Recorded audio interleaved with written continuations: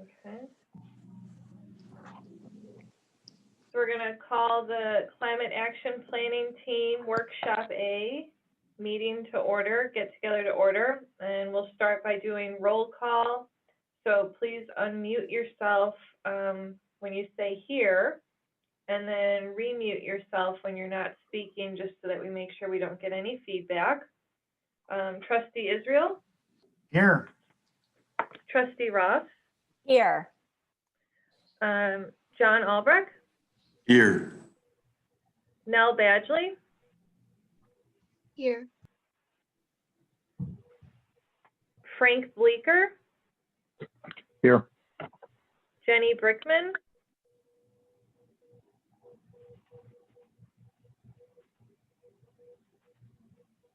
Jenny Brickman? Okay, Derek Chen? Here. Stephen Alisco? Here. Jill Franklin? Here. Corey Friedman? Here. Melissa Hirsch?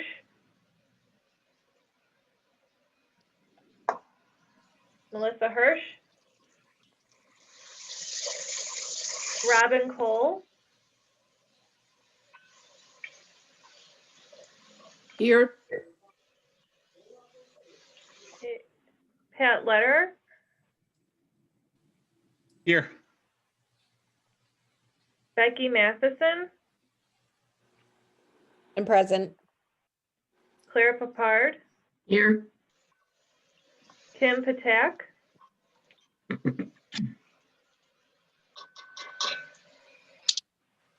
Kim Patak? Len Rago? Here. Scott Robson?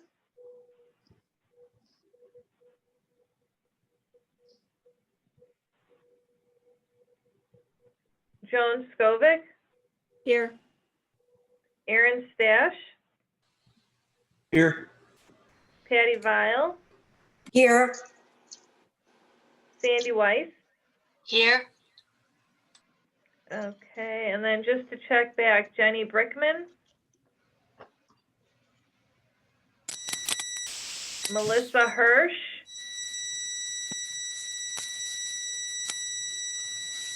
Kim Patak? No? Okay. Now we're going to move on to public comments regarding items not on the agenda, but we will accept public comments from any members attending this evening that wish to speak about anything with the climate action plan or any comments you have for this planning team. Members of the public that are viewing with us here on Zoom, there was no members of the public that wanted to be present here in the Village Hall. If you're not speaking, please mute yourself. We're getting a lot of feedback. Doug, I think that's you. If you can mute yourself for now.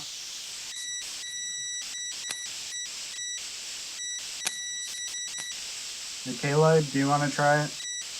I cannot, I don't have the privileges, but Ted, can you mute Doug Gerlman? Let me see.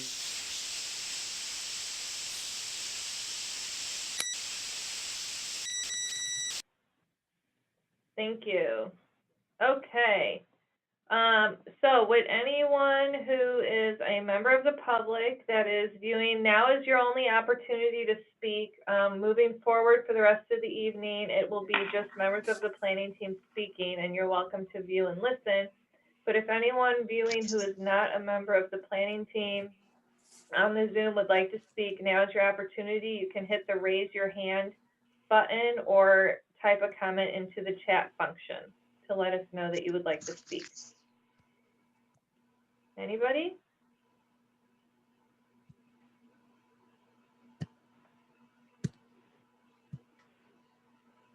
Sorry, can you repeat the question, please?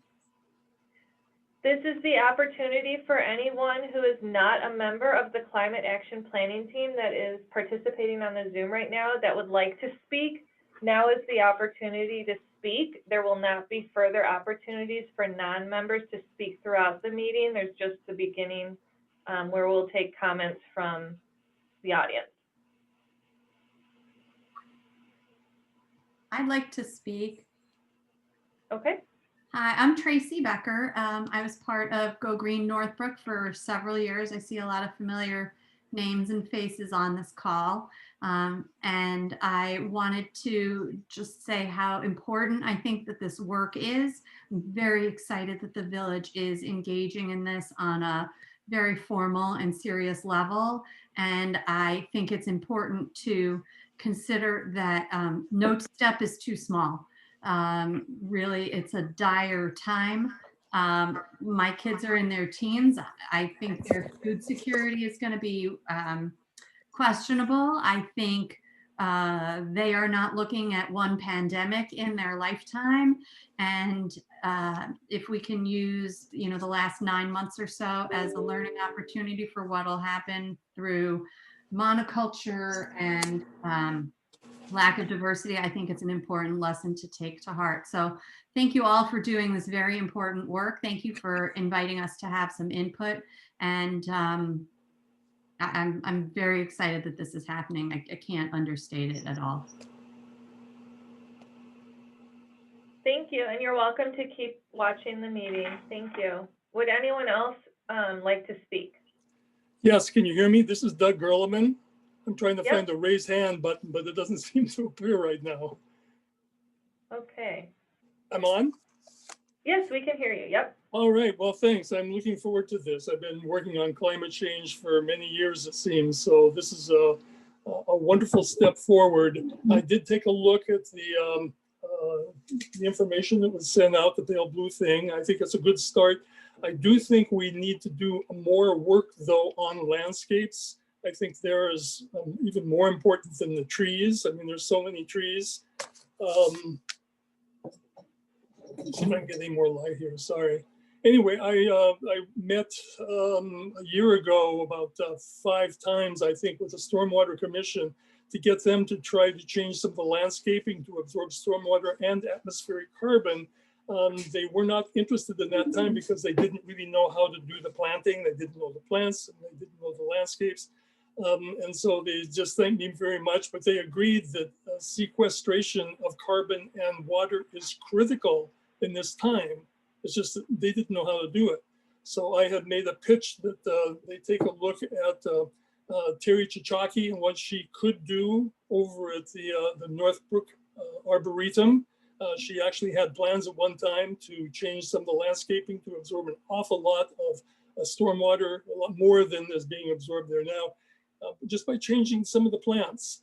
And we were going to do that. I did my house a couple of years ago, and I offered to use that as a model. And I'm also going to be working with the Northbrook Garden Club to take pictures of people's landscapes, because landscapes are something we can all do to absorb carbon and water. It's easy and it's low cost. And we just need some expertise. And if Terry Chichaki could be made available to help people select plants, it would really help. And what I want to do with the Garden Club is actually take videos. I had someone take videos of me talking about the landscaping I did in my yard. And it's just a nice thing to put up on the Northbrook television. And I think that's even more effective than, the reports that Pale Blue has developed so far. We need people talking about why they chose a certain landscape and what the benefits are, and then spread that through Northbrook television. We do have a channel there, and put it in the newsletters. There's so much that could be done to promote this. It goes beyond just having a report. Anyway, that's my brief perspective. We can talk about a lot of that later on, I guess, or next meeting. But I'll be glad I think what I'll do is I'll send you some of the information I sent to Tom Papard about changing some of the zoning or some of the municipal codes in order to do a lot more to increase the absorption of people's yards, including not putting so many concrete structures and pipes underneath. And that could be done just by changing the zoning, or I guess it's Tom Papard said it was called the municipal code. So I can send you that information. And who do I send that to? you can send that to myself or Tessa. Our emails, I believe, are on the Climate Action Planning webpage. All right, great. Thank you. Thank you. Okay. Anyone else that would like to speak?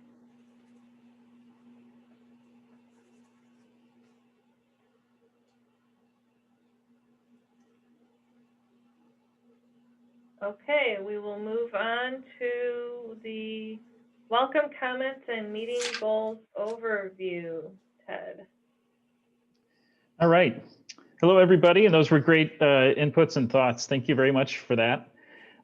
So tonight we are on the first of 4 workshop sessions. We had our kickoff meeting last time. So we're at workshop A, which is our second meeting here in the little flow diagram. The overall goal of our meeting here tonight, we're going to be moving more into conversation in both a large group and small group breakouts. There's still going to be a little bit of sort of content to go over. The next couple workshops are going to be almost entirely breakouts and conversations amongst sub-teams. So I just want to help, thank you for sticking with it a little bit. Tonight we're going to have a little bit of full group conversation and breakout conversations. The things that we want to establish in our full team conversation, if we're able to, or to the extent that we're able, is to explore a consensus on the preliminary overarching climate action goal, which is the overarching greenhouse gas reduction. And also, if we're able to establish consensus on the action screening criteria, which we spoke briefly on our last meeting. We'll go through that when we get to that point. So those we're going to be doing as a large group, one here in the beginning and one later on.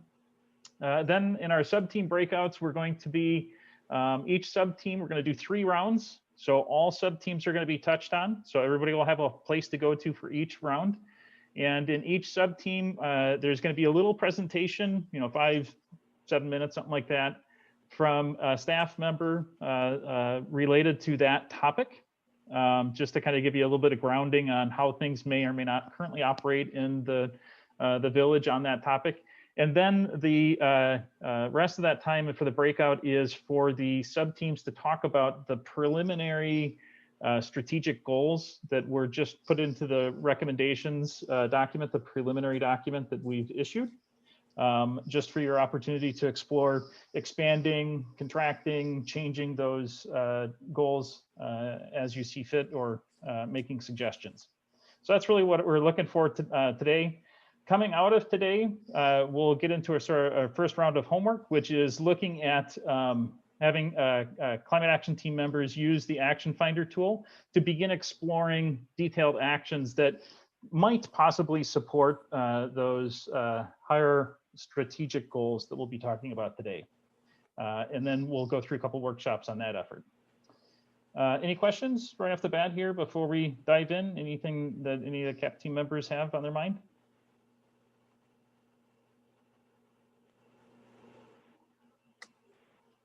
Here, I'll go. You please do.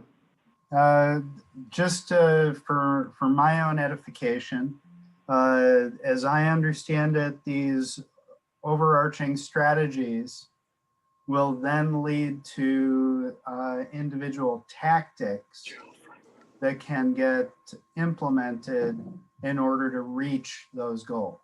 So the strategies, to me, they seem a bit nebulous, but then when taken with those tactics, encapsulate what we're trying to accomplish. That's exactly, do I understand this correctly? That's exactly right. Yeah. And that's a great softball for the next part that I was going to transition into. So that's perfect. Trying to load it up. Yeah. Is there anybody else that has any question or thought they want to share? Just want to make sure we keep that open.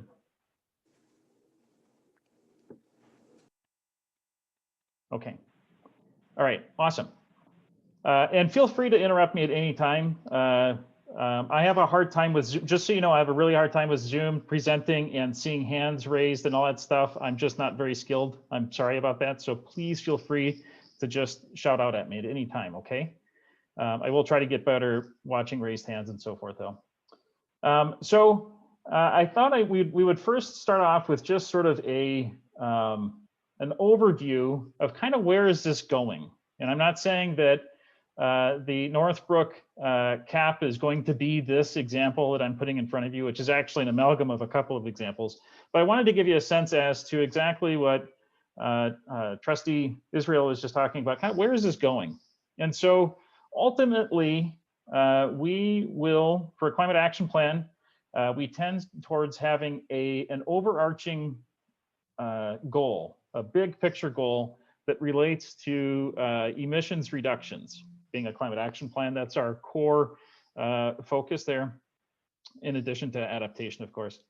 And so we will have an overarching goal, something along the lines of this example, which is from Dubuque, and that's to be the first net carbon neutral community in Iowa, and to reduce community-wide GHG emissions 50% below 2003 levels by 2030. So that's their goal, and I'm not saying that that's what you guys have to have, but just as an example. And we're going to be exploring a consensus or exploring ideas about the draft recommendation here tonight, next actually. The climate action plan then is organized into sectors, and the sectors are both mitigation sectors, sectors of our community that generate emissions, as well as adaptation sectors, sectors that can help us deal with climate adaptation requirements. And of course, those sectors equal subteams. So we've organized ourselves into subteams along sectors already. So just wanting you to sense how that kind of pieces together. Each sector then will have goals and strategies to support the overarching CAP goal, the reduction of total greenhouse gases or total adaptation goals that we have for the community.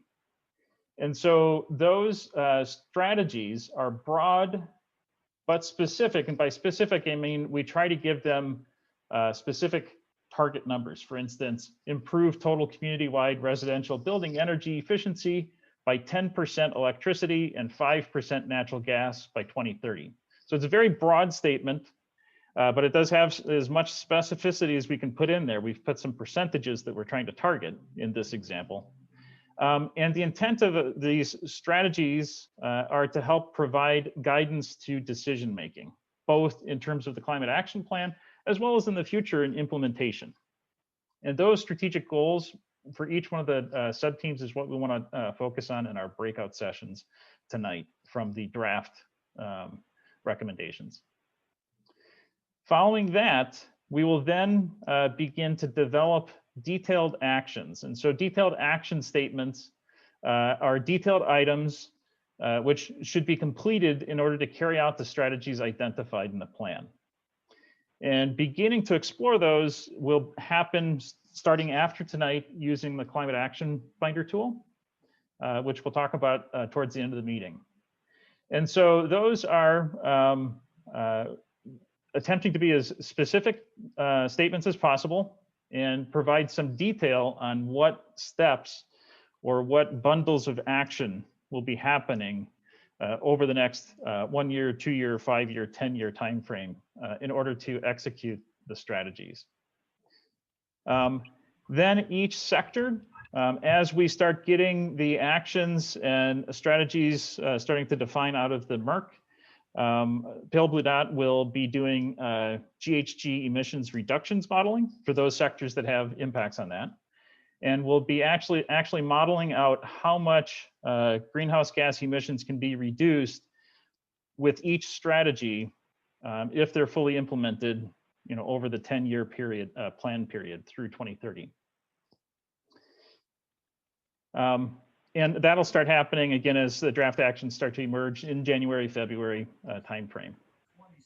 And then ultimately, each of those sectors that have emissions reductions, we will be mapping those together to illustrate how they add up to an overall pathway to the village's overall goal. So this is what we call a wedge chart. This wedge diagram, the very top line is what the greenhouse gas in this project's emissions projections were. So for this project, Through 2030, if they don't do anything, this is where their emissions are expected to be. And then each one of those colored bands shows how much emissions can be reduced community-wide as those strategies are implemented, and shows then where you end up at the end of 10 years with successful implementation of the actions and strategies. So all this stuff will end up mapping out a specific pathway for the community. And then the final products will be both a climate action plan, which is a PDF document that has all of this put together, as well as some additional information about background of the choices and so forth, as well as an implementation matrix, which has all of the detailed actions organized by strategy and goal for each sector. It's a highly searchable document that can be used for implementation through the implementation timeframe. And if everybody wouldn't mind muting yourself, that'd be great. We're getting a little bit of background. So are there any questions on that sort of super high level overview of a CAPT plan example? Or any questions at all?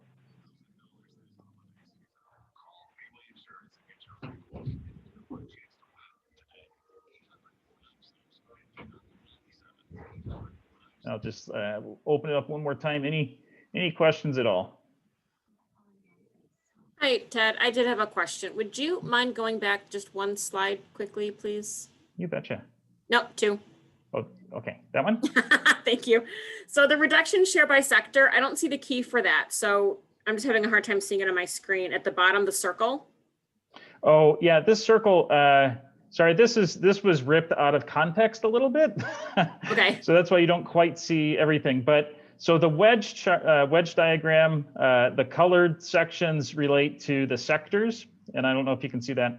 And then this little donut chart right there is just saying that if the reductions that are achieved, if you add them up, you've got roughly 13%. In this case, there was 13% that was occurring in the waste management section, 59% that was occurring in the buildings and energy sector, and then 28% that was occurring in the transportation sector. That's what that's trying to show.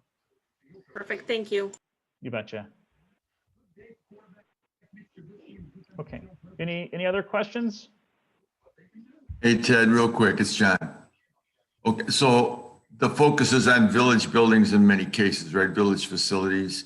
But actually, I'm hoping, and correct me if I'm wrong, that other agencies that are on this team are going to take that information back to their agency, including the Park District, including other agencies on this call that aren't the village, but could be benefiting and could take it upon themselves to implement some or all of our recommendations. Is that a fair statement? That is a very fair statement. And also from the very beginning of the RFP that we responded to, the understood intent was to help influence or encourage and impact change community-wide. So that would mean that, for instance, in the building sector, there may be some very specific things that want to happen for village buildings, because start at home. That's the best place that you can really illustrate how to do things and control specific change. But also, actions or strategies that can help encourage, promote change within the community for a wide range of community buildings is within the potential purview of the strategies and detailed actions, if that makes sense. Thank you. Hey, Ted? No, Ted, this is- sorry, Doug, Yeah. we've got to let we just can look into the this meeting, team so- members speak right now. Oh, I get these Okay. headphones to work. Sorry, and we've got, Ted, we have one hand raised. Trustee Israel raised his hand. Okay, I'm Oh, sorry, no? I don't see those. Okay. Trustee Israel? Who's the meeting? No? Okay. Okay. All right. Thank you very much. So, and again, feel free to interrupt me at any time. There's lots of knobs on my computer here, so I have a hard time tracking everything. So please do not hesitate to just. Nell's on this meeting. What is this? And Can actually, if everyone you're, please mute yourself if you're not speaking? Thank you. please mute yourselves. Excellent, thank Ted? you. Ted? Okay, yes. This is Lenny Rayo. I was just wondering the goals and objectives that you'd listed under each of the categories, have they been vetted as being feasible? You could have things like reduce electrical energy by 50% or something in the next 10 years. And I didn't know if we were to take those as having been looked at and thought to be feasible or just hopes. That's a superb question. And I would say there are a couple instances where there may be, so the intent for most of the recommendations is twofold. One is we have an overarching goal that we've started with a recommendation. You guys can tonight decide whether you like that recommendation, want it higher, want it lower, what have you, or want to take it under consideration and continue to tweak it as we move forward. But that overarching goal, which our recommendation, and we'll outline in just a second, is based on a number of different sort of reality viewpoints. But each of the sectors then, we've made recommendations that one, should stack up to supporting that overarching goal. So that's one thing that we've made sure is happening. Two, where there is sort of a technical limitation, for instance, distributed solar, there is a limitation on how much distributed solar a community might have. That has been sort of validated against technical potential. And then the third aspect is what you are pointing towards, which is how doable is it? And many of the goals, I'd say, are trying to, the strategic goals, are trying to be right at that sort of point between being it's doable, but also a bit of a stretch. So not necessarily easy like falling up off a turnip truck, but it is possible, but it would take some focus and some effort. So that's where many of the goals, many of the strategic goals fall. And again, they all add up to being in line with the overarching, the draft overarching goal that we've put out there for consideration. There's a couple situations where the goals might have leaned a little bit into a little bit more aggressive than that. And the best example, actually the only one that in the top of my mind right now, is waste management. I think the current recommended goal for consideration is achieving a 51% waste diversion, landfill diversion by 2030, which is essentially a doubling where we're at right now. That might be a little strong. But for the most part, the recommendations in there are achievable but stretchy, if that helps. Okay. And so that's exactly where we're going next, is to look at the goals. We're going to start off with the overarching goal, and then we're going to do a little poll and get some conversation going about that. And then we're going to do each sector as a super high level. So for the overarching goal, for a little bit of context, for the state of Illinois, there is an executive order issued last year, which aligns the state with the U.S. Climate Alliance, which is an alliance of some 20 states that are committed to the goals of the Paris Agreement. That executive order also focuses on reducing statewide GHG emissions by at least 26 to 28% below 2005 levels by 2025. So that's about the most official sort of documentation on the books currently for the state of Illinois. For a little bit more background, the Paris Agreement, really, when you boil the Paris Agreement down, its central aim is to keep global temperature rise this century well below 2 degrees Celsius. 2 degrees is kind of a magic number. At 2 degrees, there are a number of potential additional levers that might be pulled, making climate change impacts more aggressive. And the IPCC, the International Panel on Climate Change, which is the UN body that helps oversee and provide input on all of this, issued recommendations last year at the end of exactly 1 year ago, that in order to support the Paris Agreement, where we are globally right now, is that we would want to reduce greenhouse gas emissions by 25 to 55% below 2018 levels by 2030. And then by 2050, we want to be at least 80% below, if not carbon neutral by 2050. Okay, so in order to support the Paris Agreement, IPCC recommendations are 25 to 55% reduction by 2030. And that is in alignment with at least the state of Illinois' executive order, if that makes sense.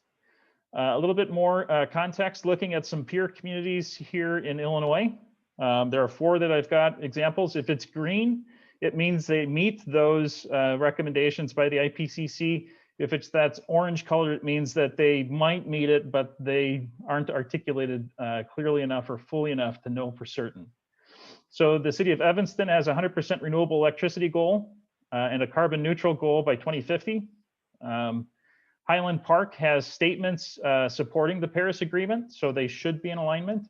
However, their only commitment is for city operations and a reduction of 5% by 2023. So their commitment, overarching statement is in support. Their commitment is maybe short of putting rubber to the pavement there. Park Forest has a 26% reduction below 2010 emissions by 2025. That is on the right path. I probably should have made them green. If they achieve that, they will very likely be in line with the Paris Agreement. It's a little tough only because I don't know what their 2010 emissions are versus 2018, but they're probably in line. And then Urbana has a 25% reduction by 2020 and an 80% reduction by 2050. It's a little difficult to know whether they've hit the 2020, but if they stay on track for 2050 goal, they would be in alignment with the Paris Agreement.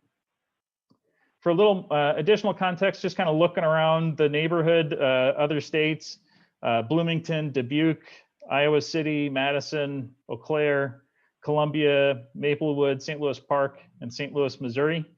All of those communities, you can see that most of them have sort of a 2-step goal. One step is maybe 10 years out or so, because that's typically the length of a plan, and then you kind of re-up it as you get to that end of that time frame.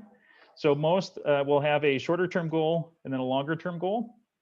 And you'll see that most of the shorter term goals tend to be, a 30%, 25 to 30% reduction by 2030. Some are a little higher than that.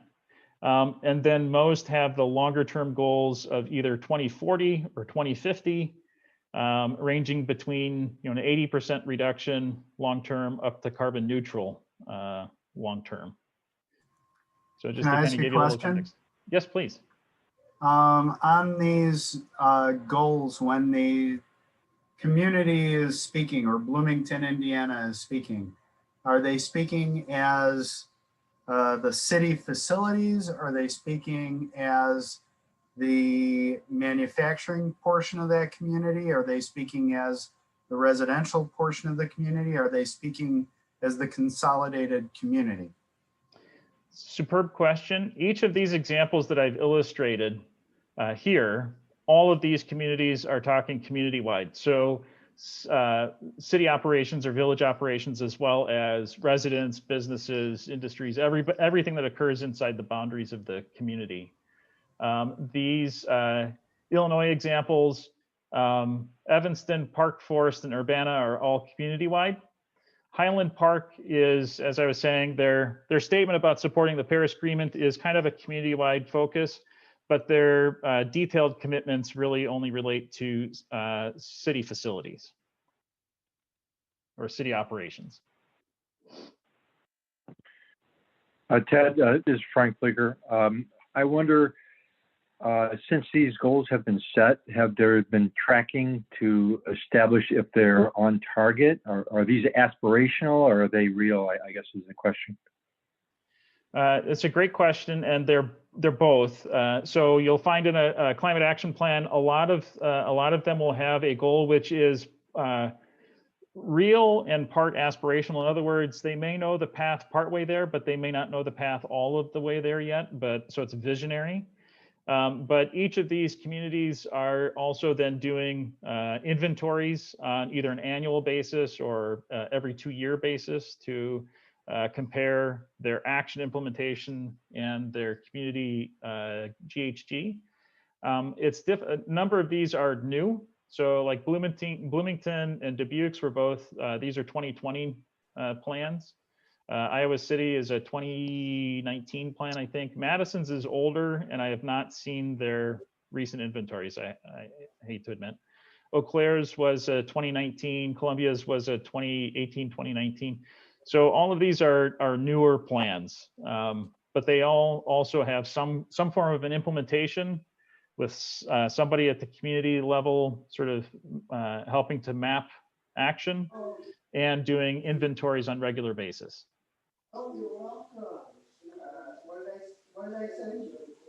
Okay, awesome. So, excuse me, moving on to the preliminary overarching goal that was put into the recommendation document for consideration.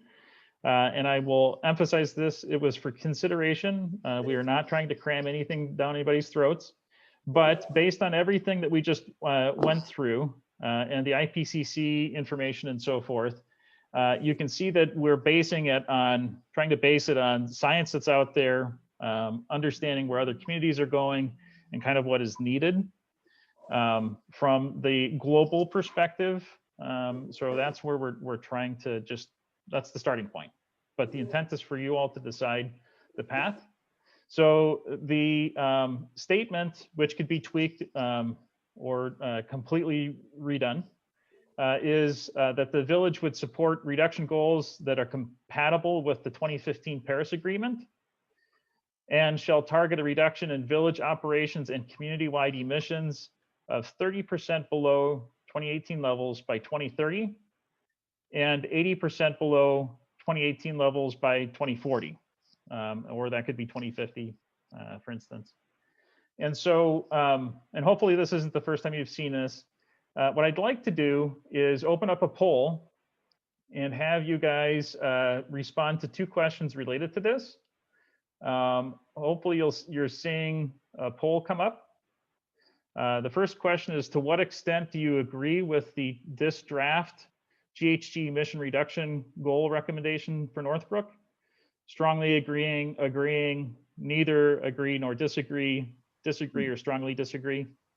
And then the second question is, would you prefer to change the draft emissions reduction goal for Northbrook in one of the following ways? Either significantly increase it, slightly increase it, keep it the same, or maybe I don't know, or decrease slightly or decrease significantly. Can I ask a question about that before I vote? Please. Oh, okay, to some extent, I kind of feel like I'm walking into a car dealership and being shown the high-end Tesla without the price tag. It's hard for me to get a grasp of whether I strongly agree without understanding the full ramifications. It's a very good question. And so, and I probably should have positioned this a little bit more in that. So this is a process. So as a planning process, the intent that I would suggest is that we're starting off with a potential direction. As we explore together strategies for each of the sectors and detailed actions, and then we have a chance to do some modeling about reductions related to what starts to emerge to the surface. We will also be able to validate these goals, and we may discover that perhaps a goal is too aggressive, or it's very achievable. And some we may decide, hey, that's so achievable, maybe we can even increase that sector a little bit. So there is an ability for us to explore together, refining it as we move along. And because this is a process document, I would encourage you to everybody to think of it as being negotiable for a while until we get to that draft plan. Then we can start to sort of narrow, finalize it, if that makes sense. And I recognize the reason for the discomfort, and that makes complete sense.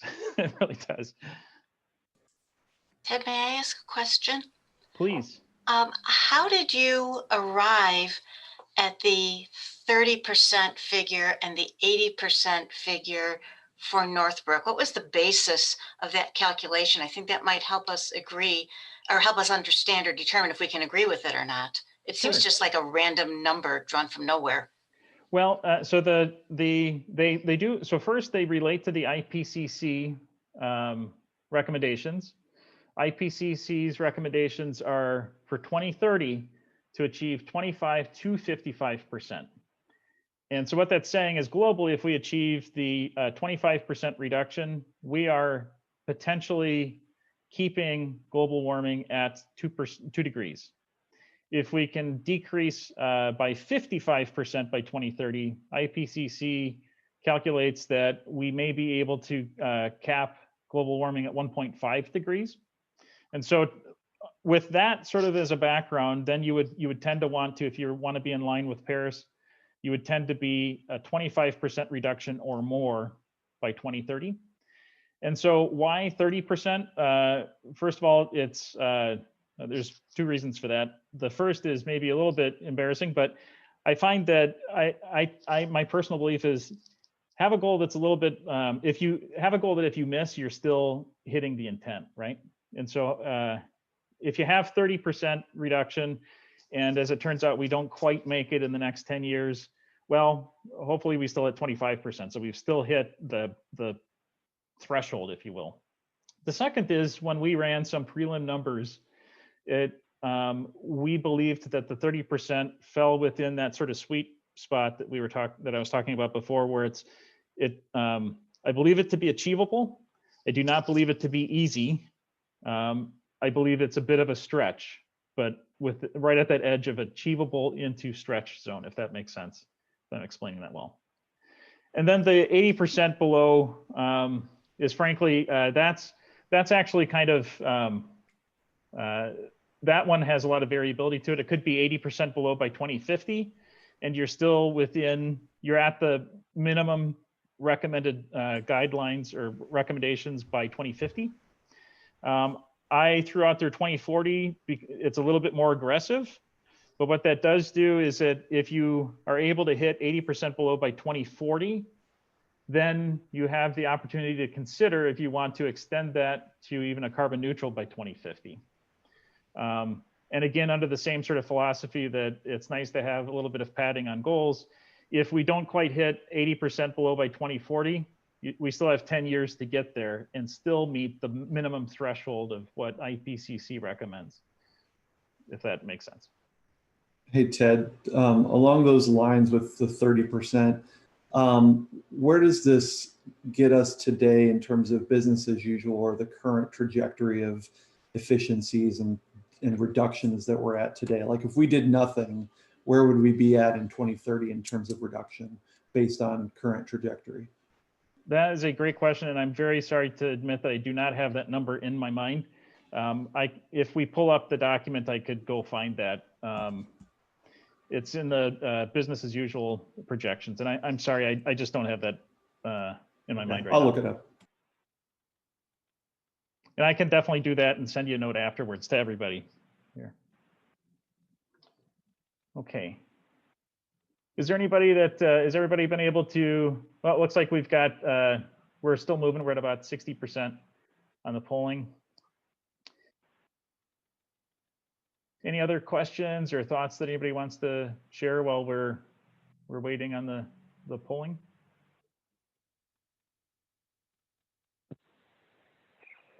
Ted, I guess I would assume everybody wants to be carbon neutral, right away. But so you have to strongly agree. But the feasibility, I guess, is where everyone's stumbling. We can wish for the stars, but to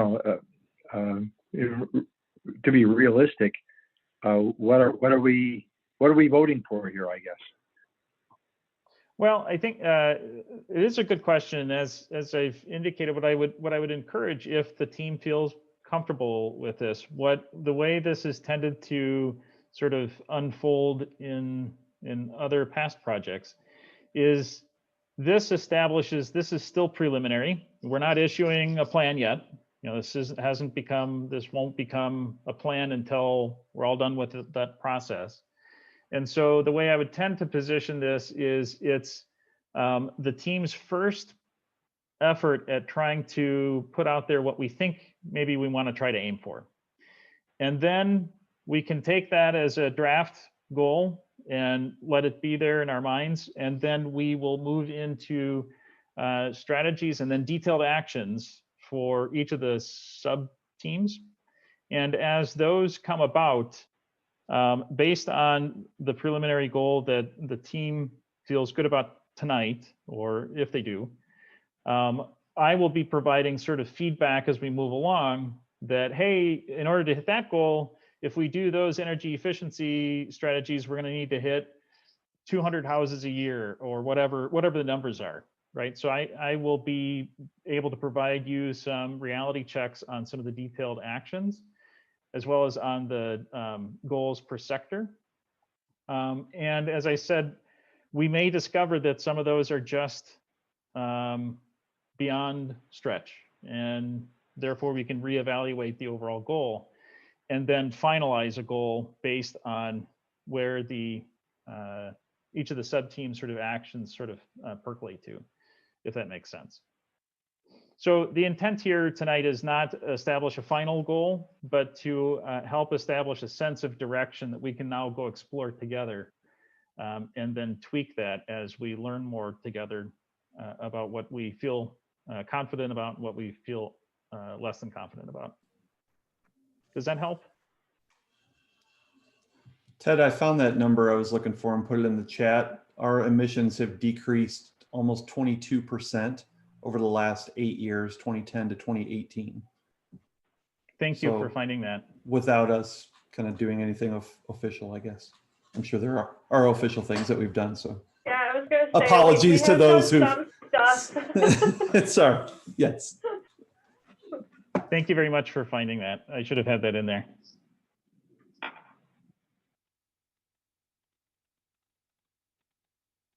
Any other questions or thoughts? Are there, have all the team members plugged in their poll answers? Excuse me, I just have one more question. Is the whole overarching purpose of this group greenhouse gas emissions? Are we going to look at any other environmental aspects? For example, when I think of our solid waste management, you know, that's something very important, and that's part of our plan and what we should be talking about. I'm not sure I understand how solid waste management necessarily affects greenhouse gas emissions, although it's a very important topic. So I guess my question is, if we have one goal, is that really going to encompass everything that we're going to be doing? That's a great question. And yes, each of the sectors, that all the sub-teams, some of the sectors do not have a mitigation aspect to it. Health and safety, for instance, or green space and tree canopy. They do have sequestration. There is some overlap, but they don't have a direct alignment with the greenhouse gas inventory that aligns with GHG protocol standards. So there are sectors that do not have a mitigation aspect, but they do have a broader climate adaptation opportunity and, of course, other sustainability aspects. In the case of waste management, there is actually opportunity for waste management to help contribute to these goals. Waste management is one of the sectors that have greenhouse gas emissions accounted for in the community. It's the smallest. It's a small number, but it does have an impact opportunity.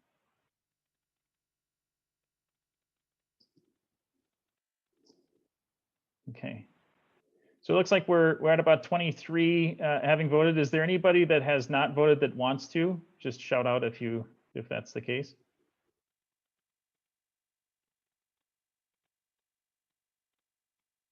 Okay. So it looks like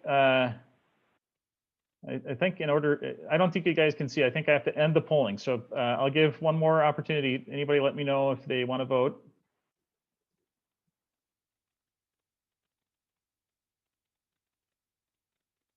Anybody? Okay, I'm going to end polling now. All right. So looks like, so we've got roughly 22% strongly agreeing with the overarching goal, 43% agreeing, 26% neither agreeing nor disagreeing, and 9% that disagree. And I'm just wondering if, and you don't have to if you don't feel comfortable, but anybody that indicated that they disagree, would you feel comfortable in mind sharing a little bit more about that? Not to put you on the spot, just for collaboration opportunities.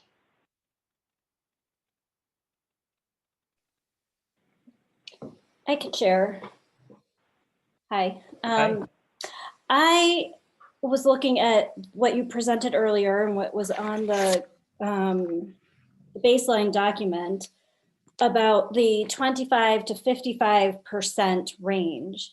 And that's such a big range. And my understanding is that 25% is aiming for a allowing for a 2% degree increase in warming, while the 55% is aiming for a 1.5 degree limit. But there's such a huge difference between in that half degree. And that was outlined in the other document, the inventory document. And it just is so stark, you know, how many more, twice as many species are lost and 3 times as many insects are lost and all these other serious and frightening effects of that half degree change. So I'm wondering if the aiming for just a little bit above the minimum is maybe not enough of a stretch, and trying to aim a little bit higher, set a little bit higher of a goal, would achieve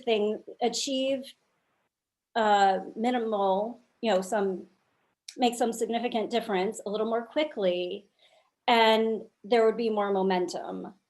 And just to think longer term, bigger picture, generations out, and aim a little bit higher. So that's kind of what I'm thinking, is just such a big difference between that half degree change, aim for what's optimal. Thank you for sharing that. That's great. Is there anybody else that wants to share about how they answered or why they felt that way? Either disagree or agree.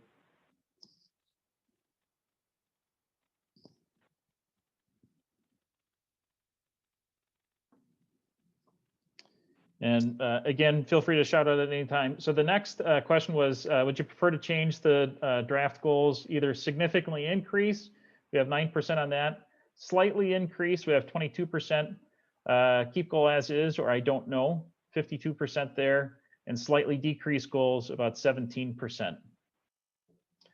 So with all of this in mind, and based on the questions that came out, would it be fair if I were to say that, first of all, if we were to treat what we arrive at this evening, if we do arrive at something this evening, as a preliminary that we then check against as we do our work and come back and validate, increase or decrease based on what we discovered together before finalizing it, is that a path that feels comfortable? Is there discomfort in thinking of it that way by the group at all? Is there anybody that would like to share if they feel uncomfortable with that, or if they feel comfortable with that? Personally, I feel that's the only path forward. So let's get there. Okay. Anybody else have anything they want to share? I'd agree there. The devil's in the details of the analysis we're going to get to. Until then, we can make any statement, and it means nothing yet. Okay. And Ted, to confirm what you were saying before, the other goals that are in these subcommittee groups all line up to this goal. So if we start moving levers in our subcommittees, that's going to affect this overarching goal, correct? That's exactly right. So those numbers are preliminary, so they take some more detailed modeling, but the intent of what has been put out there, which is actually a good segue, the intent of what's been put out there are recommendations that would align generally with that overarching goal. So as each of the sub-teams looks into that, if you start taking those numbers, you feel you want them higher or lower, then that'll help educate sort of where we're aiming as a group. So that's exactly right.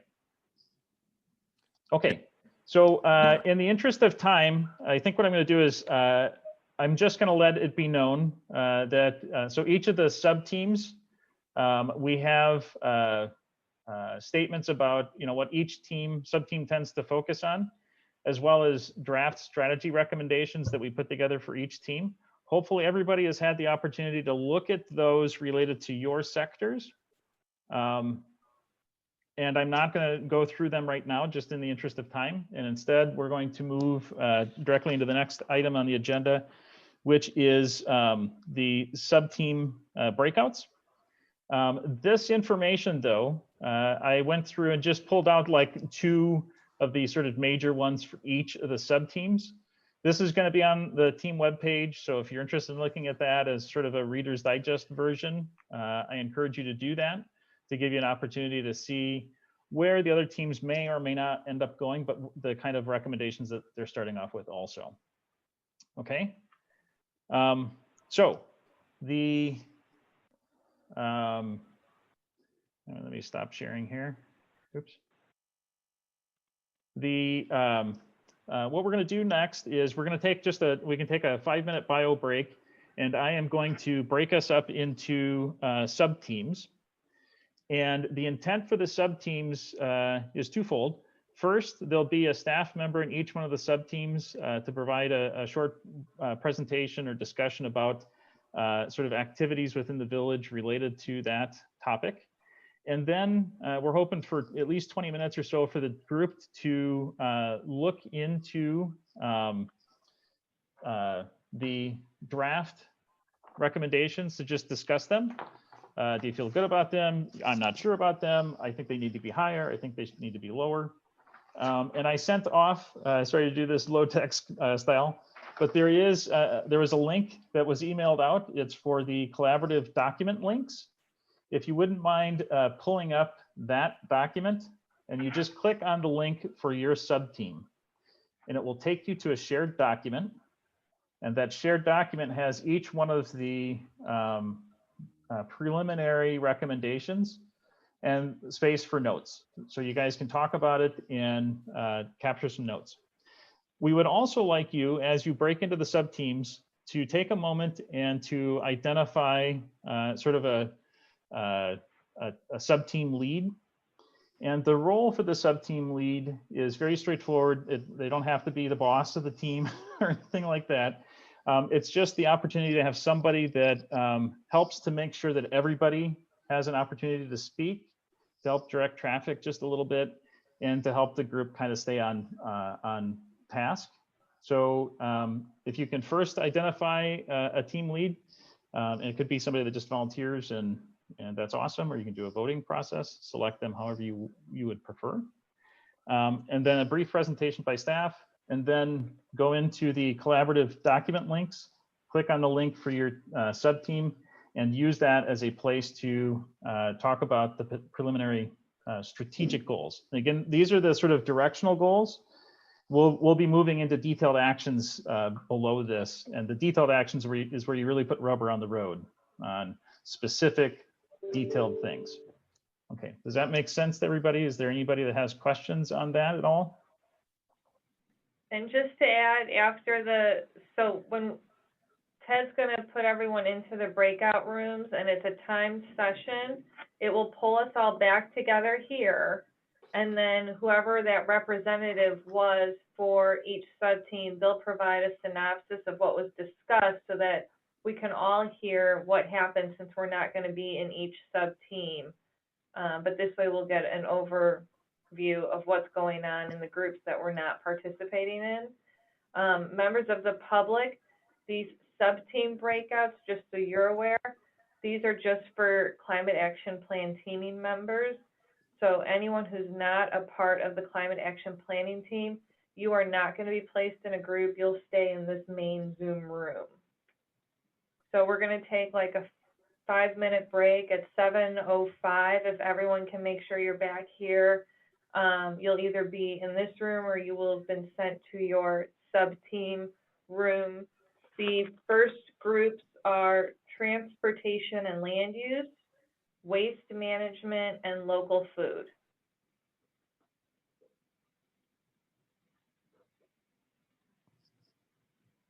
So don't leave the Zoom. You can take a break, but don't quit this Zoom call, I should say. And if any of the CAPT team members are using a phone number in addition to their Zoom, just send me a text message on what phone number you are, because I'll need to transfer your phone number also, I think, please.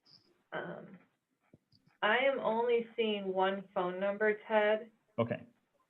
And that phone number is Frank Bleeker. When you try and put the 224 number somewhere, that is Frank Bleeker.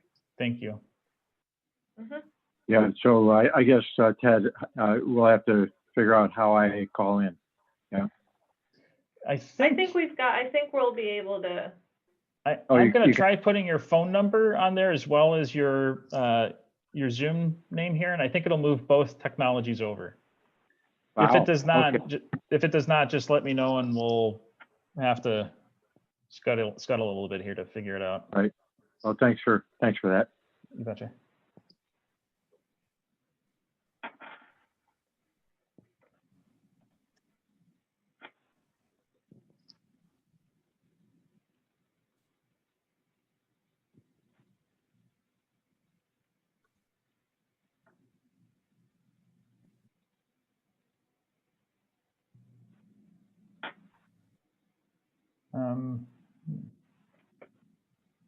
And Ted, I'm still here if you need help with anything. I'm not. Yeah, I'm not seeing Trustee Israel anywhere on the list. Trustee Israel. He is waste. I'm supposed to be in waste management. Yeah, I can't find your name though on the transfer people list. He is. He's got a little icon, like a under bit R. Okay. I'm the one with the caricature of myself. Yeah. Okay. There. I'm sorry. It shows up. It shows up differently on their sort list here. I found you. Thank you.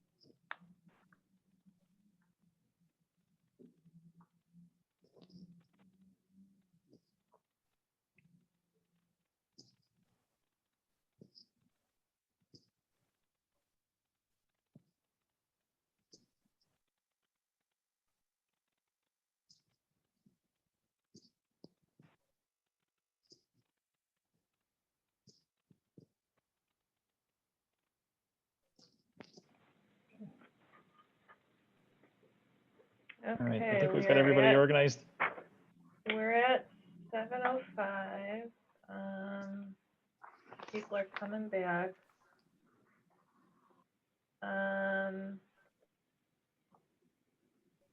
I just noticed there was a chat. Break is over.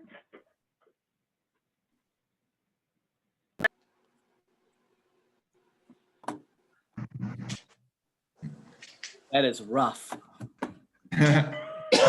It's kind of a rude experience, isn't it? It's like going through the security at the airport. All of a sudden, you're just like jostled around. And Didn't have enough time. If I only had a couple more minutes. Yeah. Kelly, you did great. Thank you. A lot to think about. Mute myself here. Well, if everybody is back, I can't tell. I think everyone is back now. We're gonna do some little summaries of what happened in our first round of breakouts, and Ted is going to start assigning everyone to the second round of breakouts. So if we could get the representative from the transportation and land use group. Go on. Yep, that's me. This is Aaron. So I think I have a few seconds. We had almost everybody on our team. Kelly gave us an overview of what the village has: 126 miles of roads, 190 miles of sidewalks, 145 vehicles. And we talked about vehicle lifespan, as well as the bike plan that's, if implemented, would cost $56 million over multiple years. Questions we had on our 1 through 4 list were about decreasing vehicle miles traveled, increasing public transit, increasing shared mobility. One member noted that a lot of those are related to the education of getting folks to kind of change what they're doing today. And then Joan brought up that the village and the park district and others share resources. So as we look at transportation and the vehicles that might be used by the village, they might then also get used by the park district or others.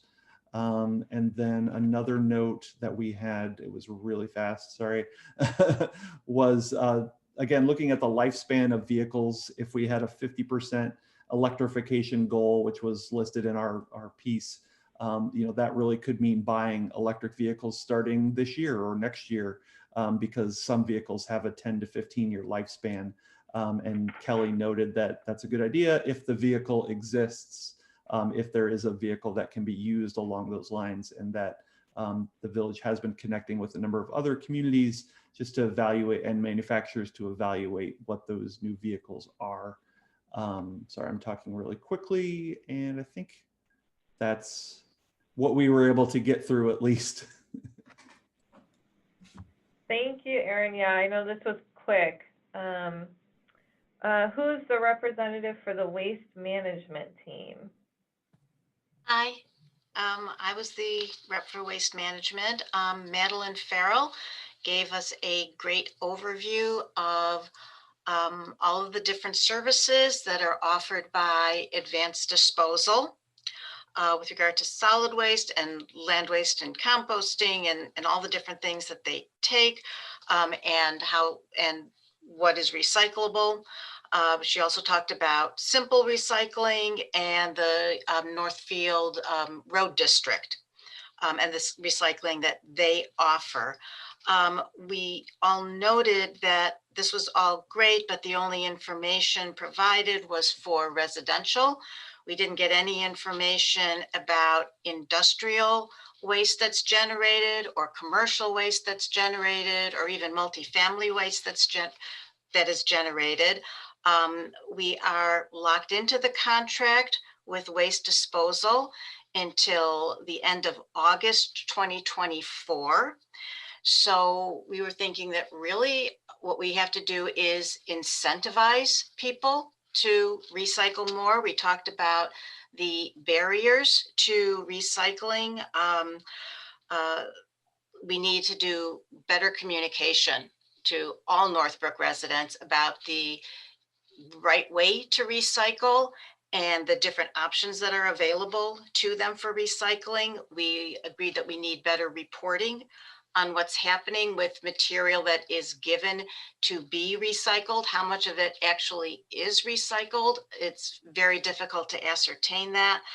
And then we talked a little bit about why people are not recycling. What can we do to reach out to those individuals? And we also talked about the Solid Waste Agency of Northern Cook County. Apparently Northbrook withdrew from that, perhaps as long as 20 years ago.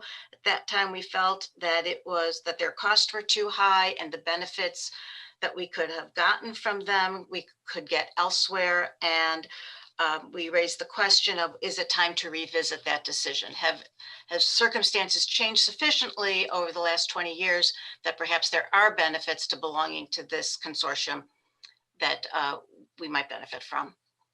That was it.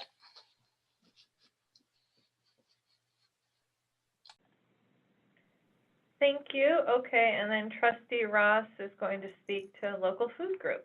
Yeah, thank you. So we got a really informative presentation by Swati and Tessa about some of the stuff that's happening right now, which we actually talked about in the session before, like the community gardens. I think we liked all of the recommendations. Some of the overall themes included more education, just in general, about certain things like soil degradation, but also about what the village already offers, like our mulch program that's available to owners of property in Northbrook. Also using resources that are here already, like the organic gardener, maybe reaching out to the botanical gardens.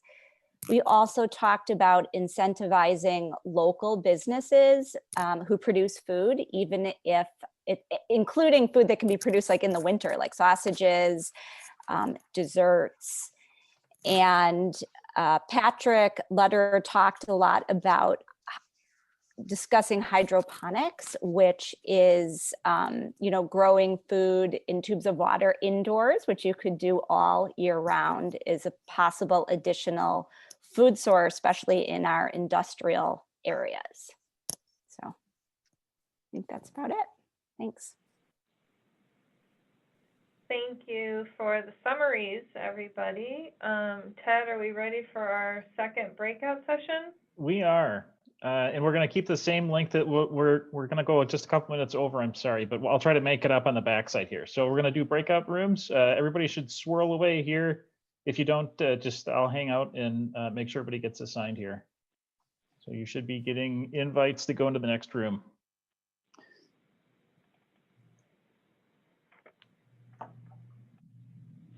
Hey, Michaela.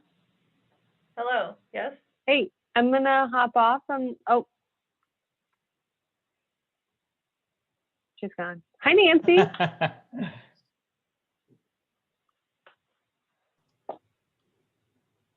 Hey. How are you? Good, real good, thanks. Ted. I'm gonna go. I did my Okay. refuse recycling thing. I think I'm all set. Awesome. Great, thank you. Thank you so much. Bye. Alrighty, have a good night. You too. Bye, Tom. Tom, do you want me to swirl you off into a room? I'm happy being on the sidelines here. Okay, awesome. I have a problem that if I go in, I cannot be quiet. So I'll But I'm sure you have lovely things to share, though. But thank you.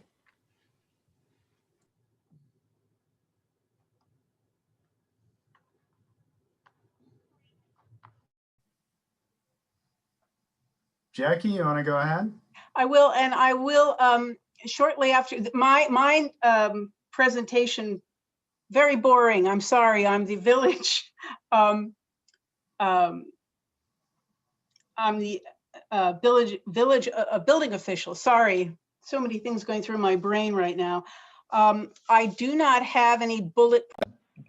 Do a quick recap. All right, from water and wastewater. Len, you want to give us a recap? Sure.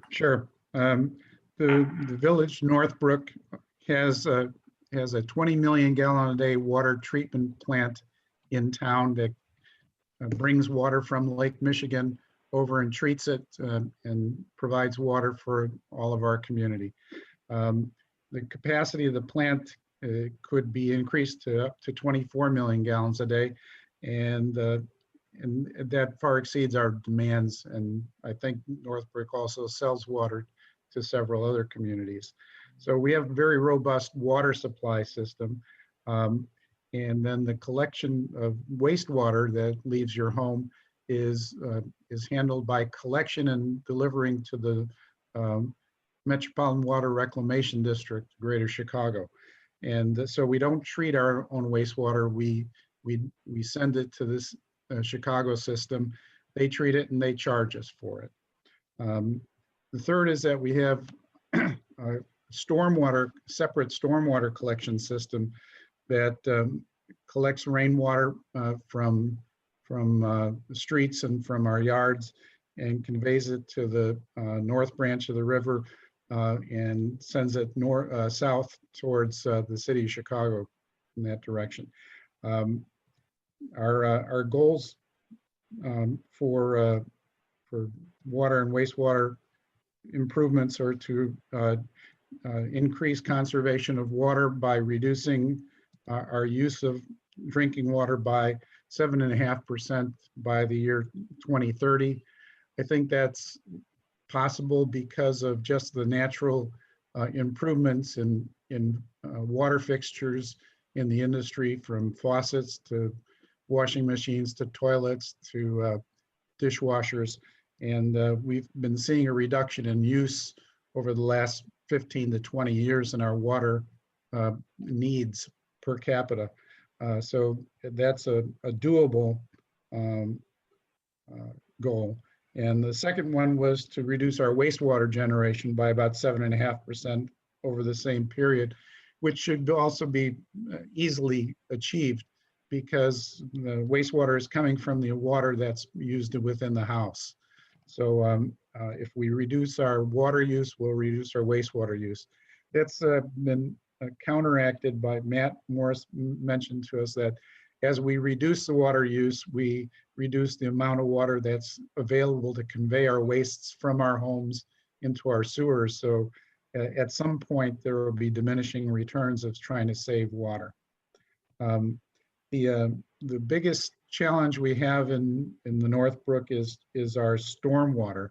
Our stormwater pipes have been, a lot of our pipes were put in the 40 years ago and were sized for storms of five-year return rates.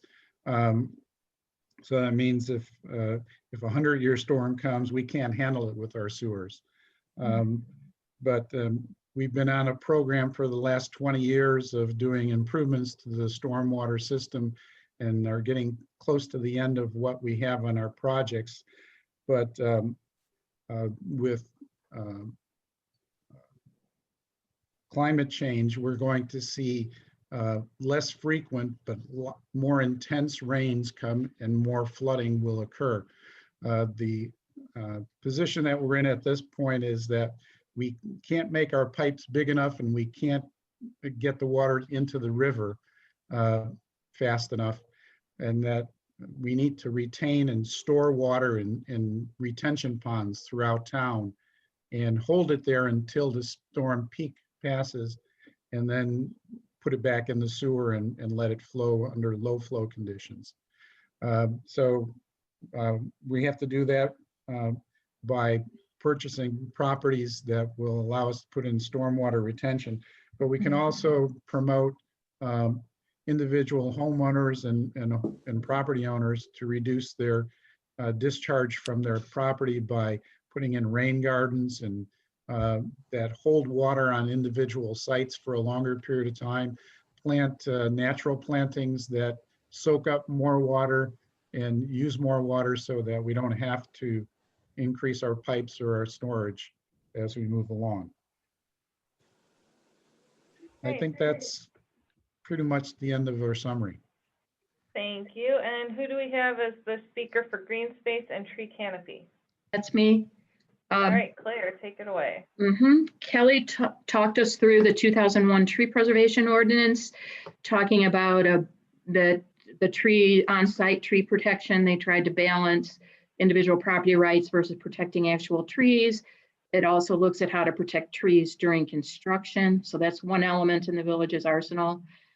He talked about the 50-50 tree planting plan that on average 79 trees a year in the village. People pay a certain amount for, and the trees are planted on the parkways. As with everything, and that became a part of our larger discussion, things like that only work if there's collaboration between the village and private citizens. So the trees have to be maintained by the people whose parkway it is. That makes sense. So if we're also going to look at things in the tree canopy recommendations, there were things like pollinator gardens, and we also talked, Len, about rainwater gardens. There has to be an element of public-private partnership.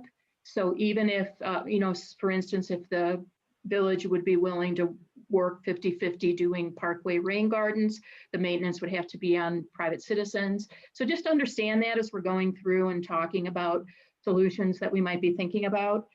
And then let's see, we talked about successes that have been happening, impervious parking. The park district is working on some, and our schools have done some impervious parking lots. The 50-50, the village has a 50-50 rain garden reimbursement thing if you're going to do a rain garden, I think in your own yard. Tell me if I'm wrong, Kelly. So that's great.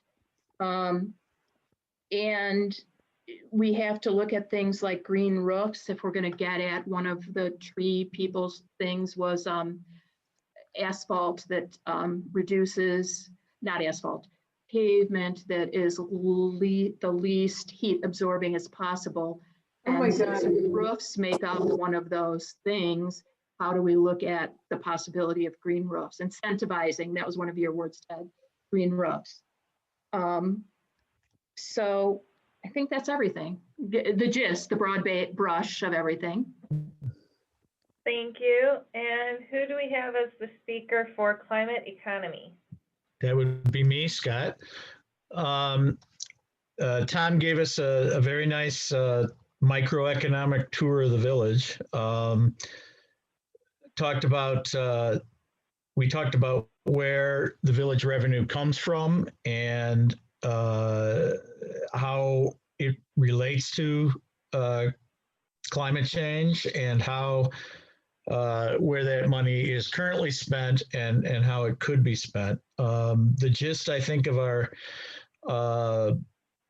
conversation was there is a very opportunistic and friendly economy in the village, both from a regulatory environment and from commercial opportunity already available within the village, and that because some sectors of the economy are already moving in the right direction, this puts Northbrook in really a nice position to attract green businesses to the village, and presents a good opportunity to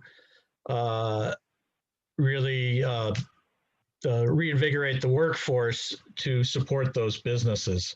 We have the space in Northbrook, and we have a lot of potential areas for development, such as what they're doing with Northbrook Court and what they're doing with the other shopping business venues. We also talked about what's really getting hit, like hotel and entertainment revenue within the village. But the bottom line is a lot of our money comes from sales tax and commercial, and commercial taxation, I mean, and that really, as far as our goals, with the goals that were stated, the first was capture local economic potential. As I said, we've already got we came to the conclusion that Northbrook is really a friendly, one of the more friendly locales in the North Shore. And also that gives us a good opportunity for workforce development. However, we did think that although they were intriguing places to start a conversation, that the last 2 points that we were given in our recommendations were build marketplace climate resilience and financing the village climate action implementation. And I think we felt as a group that those two need to be fleshed out a little more as requirements, so that we could really, right now, they really don't give us anything to work off as to coming to a solution or remediation plan.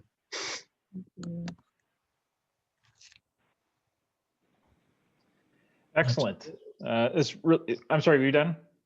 Yes, absolutely. Okay, great. Good thing. Excellent. This is actually, I mean, I know those rounds were very sort of fast, but just when you stand back, it was really impressive. All of the comments that you guys have put together is really fantastic. So even if it felt a little swirly, it seems here from the sideline that actually the conversations were quite great. So thank you all for that. Okay, so I put into the chat box a link for our next item, and it might be a great time for a little bio break, but if you're game for it, what I would suggest, the next item is to select this action screening criteria, and we'll have about a 15-minute window for voting and a small poll that I'm going to put up. So what I'd like to suggest is that we can get that item going and then go into a 15-minute period where people can vote, do a bio break, do some jumping jacks. Is that okay with everybody? Okay, I'm hearing no nays. Sorry, Yeah, I popped open the document and it had, are we adding X's? Like as people add X's, this is one shared doc. I'm seeing some X's in there already. I just want to make sure we're starting with the right. Okay. Yeah, and you can certainly start adding X's right away if you want, but if you can click on that document, just let's make sure everybody we get into there. When it opens up the link, it may ask you open with, at the top of the screen, it might ask you what you want to open it with. Select Google Doc if it gives you a choice, because that'll put you into one spot where we're all together. And so as you all go in there, I might read off just the words, the lead words, and give you all an opportunity to see if anybody wants to add one or two or four or whatever, just in case there's something missing.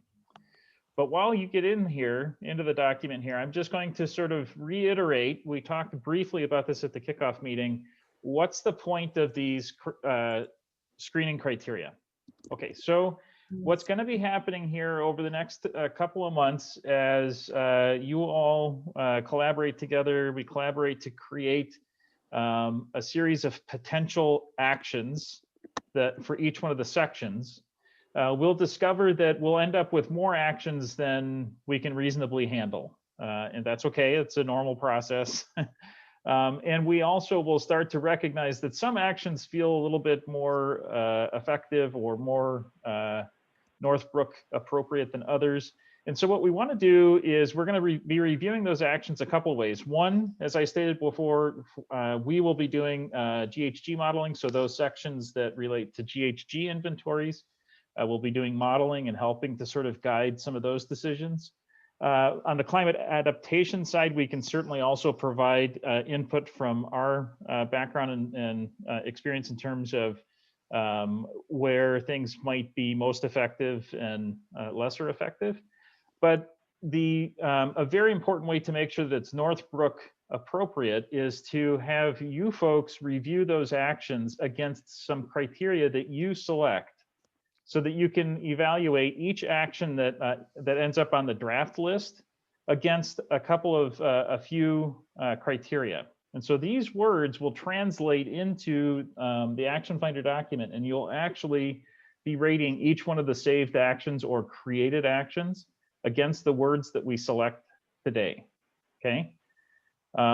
So that's the intent of this, this exercise, is to give you an edge against which you can work each of the actions to start evaluating them. And then we'll use that to prioritize and ultimately decide which actions maybe are not included in the main body of the plan, but instead held on for potential future inclusion, that sort of thing. Any questions on that at all? Does that make sense to everybody? Okay, so hearing none. So what I'd like to do is first just I'll just run through the words here, and then I want to open it up to see if anybody has anything they want to add. Maybe they've got a new idea that's not included here.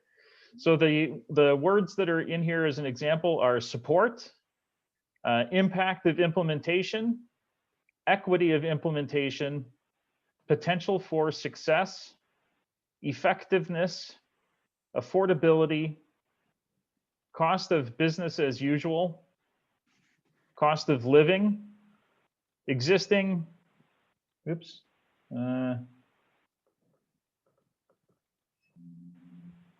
oh, I'm sorry. It says existing Kappa Village, it's capacity. It was an auto word change from city to village, so for some reason it's not letting me edit. And I couldn't get it. It was just spinning. Huh. And now it went away on me.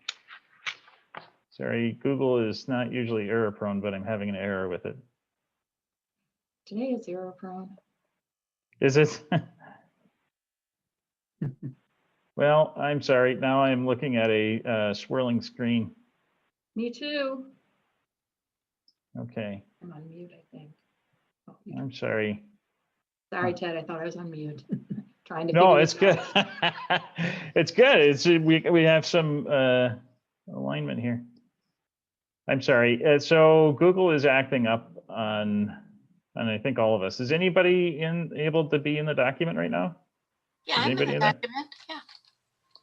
Are you? I can see it, but it wants me to Yeah, but refresh. So I'm yeah, not once you hit refreshing. refresh, you can't get back in. And I think Okay. it's updated, yeah.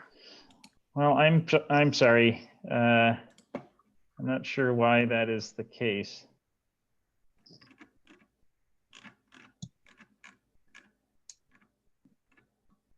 You can also just download it and then open it up in your download file.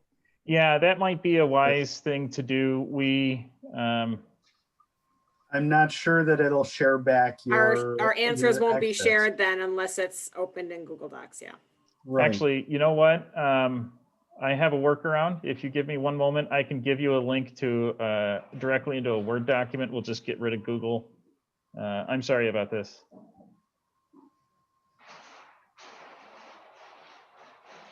We could do the bio break now, Ted. Yes, please do. I'm sorry. There you go. As I'm stuck on technology, please do that. That'd be awesome. It'll save you a couple minutes later. Thank you.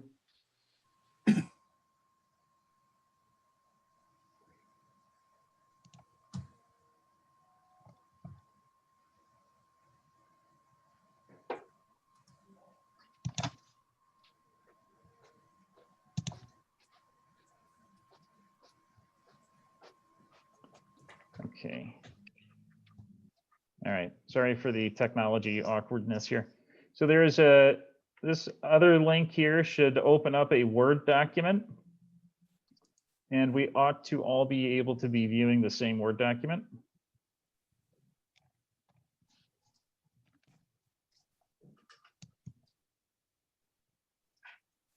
There we go.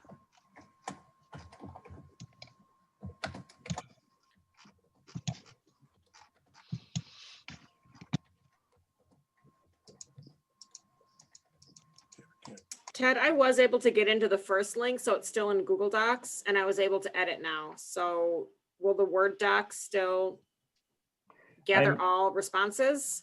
I think we're having a link problem between those two. So I'm sorry if you could open up the Word doc version. I'm sorry. No, about that's that. fine. That's fine. Just the other one seems to be working now.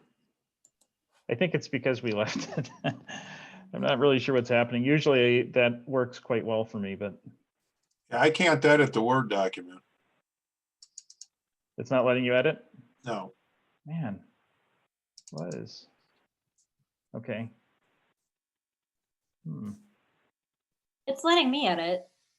You have to click editing in the top right corner. Top right corner. Yeah, so in the sort of the band, there's a gray band, there's a big blue band maybe at the top of the screen. There's then the menu band that has file, home, insert, layout, all that stuff. Just below those words, all the way over. Yeah, just change the document. It's like no longer on your stationery, just a plain document at this point. Yeah. But it is editable. Yeah. That's good. I'm seeing people adding X's, so I think we're good in the Word doc version. Yeah.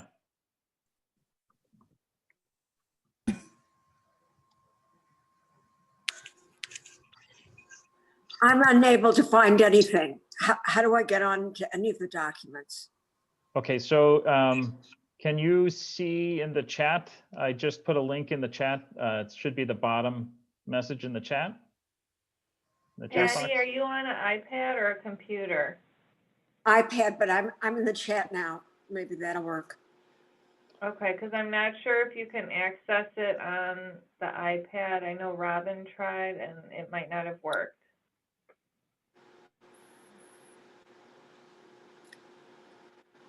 Something is loading. Yeah, I've got it. Okay. I'm also sharing my screen.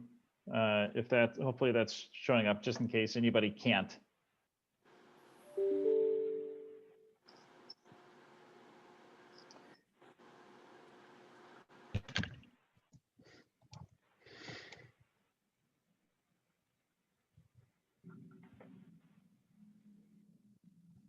There's also, while you are working on that, I'm also sharing a poll. It's a simple question, which is just how many action screening criteria would you prefer the team uses? And while you consider that, what I want you to think of is that each action that we end up in the draft, we will review each action against these criteria. And so the more criteria we have, the more reviewing that the team will be doing. That is not a good thing or a bad thing. It just is a thing. And so just to kind of keep that in mind. So the higher the number, the more the work effort. But that, again, that's not a bad thing. It just is. So you kind of think through what that means to you. Ted, do they all have to hit all the criteria? Is that what you're saying with more review? So what ends up happening then, and with any of them, so whether you have 2 criteria or 5 criteria, each action will review against that. And then when it comes to that time, when you review it, you'll consider each action against those criteria and you'll give it like a 1 to 5. Like 1 is, yeah, this doesn't really, I don't think this is it doesn't really meet that criteria very well. 5 is, yeah, I think it's going to meet it really well. And then our team will sort of collect up all those numbers and create scoring for them. And then what you discover is usually they start kind of breaking into some pretty natural breaking points that you might find that, 4 to 5 really is a good top priority action, and maybe 3 to 4 is a good sort of secondary priority. And then maybe under 3 is something that you may consider not including or putting out as an aside option. But we'll figure that out together depending on where the numbers end up lining up, if that makes sense. And yep, thank you. I just want to add, Ted, we've come up to 9 o'clock, so we've been here for 3 hours. We still have, it looks like roughly 45 minutes, give or take, of stuff to do, of which is learning how to use the action finder tool that everyone's going to be using. I do want to say, if there are people who need to go, if you've got other stuff you still need to get done tonight, we will be posting these meetings. The YouTube links to these will be on the village website for the climate action plan. So if you miss how to use the action finder tool in the next few minutes of the remainder of the meeting, the links to the meeting will be posted online, and you can always email Tessa Murray or call Tessa here at the village to answer questions about Action Finder as well. Yeah, and thank you for that. And actually, as soon as we're done with the criteria voting here, we've got about 15 minutes or so for the Action Finder stuff. So On my iPad, I'm not able to put the X on the criteria. So are you able to see them all, Patty? I see them all. Yes, I see Would them. you But would you like to share them, and I can put an X down for you? Would that be okay? Or yes, I can text you with that, with what the ones I want. Is that it? yeah, if you'd like to do that, or I'm reading them, but I'll just share them aloud with you when I find my 5 top. Okay. Okay. And I'm sorry, I missed. Are we updating the Word? Like I'm back in the Google, or which it's one are in we the updating? and I'm sorry about that. We were having technology problems, so I sent the second link, which is takes you directly into a Word document that should open up on an online Word version. Okay, I got it. Okay. And then when you open that up, there's a little button that you click that is like for editing mode, which is on the far right-hand side. You can click that, and then you should be able to edit. Okay, perfect. Thank you. And then for those of you that came back in after I said that, we have a second poll that's open. And that is to just your thoughts on how many criteria you would prefer that the team use. And this is neither good nor bad, it just is. Each action will be reviewing against each criteria that we have. So the more criteria we have, the more reviewing thought goes into it. That's neither good nor bad, it just is. So just helping you understand what that means to select the numbers. Ted, I'd like to, this is Patty, I'd like to put an X in front of 1, 2, 4, 5, and 6. 1, 2, 4, 5, and 6. Okay. Thank you. Thank you.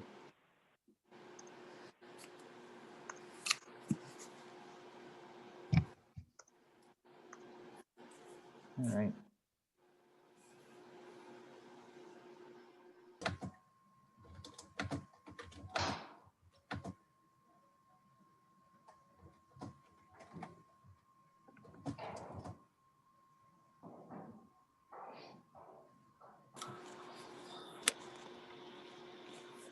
All right. How are we doing on voting? Not to be too rushy, just checking in.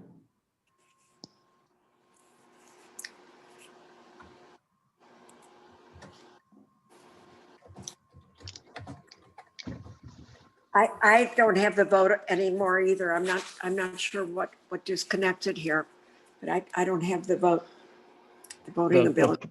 The polling? Yeah, I don't have that. Okay. Wonder why it didn't come through.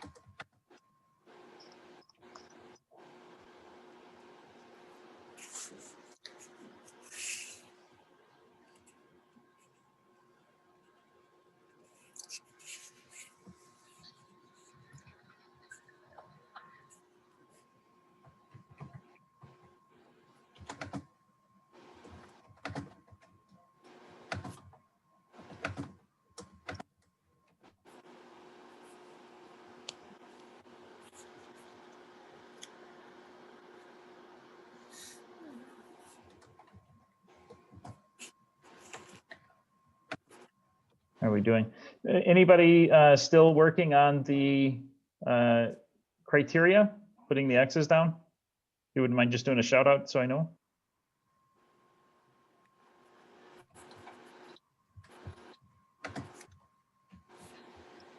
Are we all, everybody had a chance to put their X's down? I'll start counting them up if that's the case.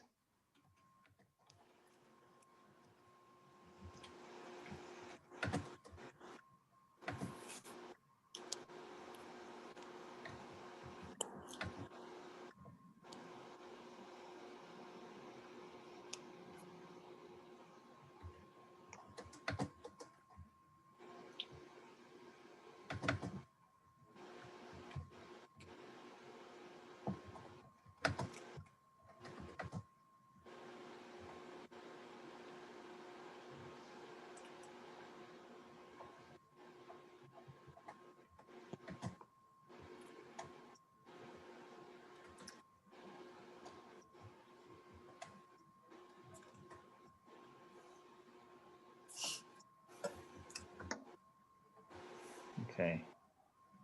Everybody had have their X's in the polling. So I know Patty, you weren't able to do the polling so far on the polling.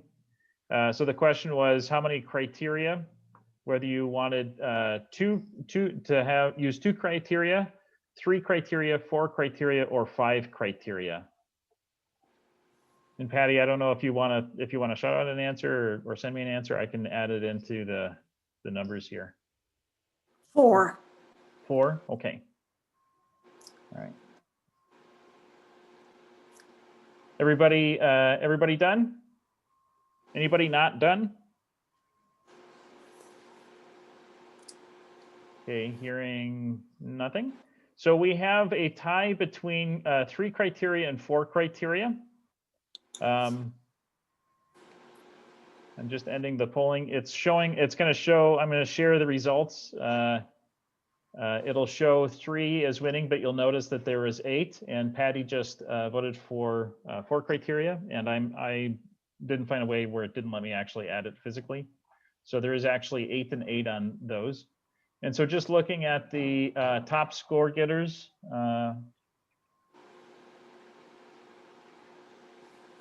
we have support has 8, impact of implementation has 10, potential for success has 8, affordability has 12. Let's see, and then there was another high score down here. Overall cost of benefit has 8, and I think those were all the highest scores. So I'm just going to highlight these. Let's see how many we have.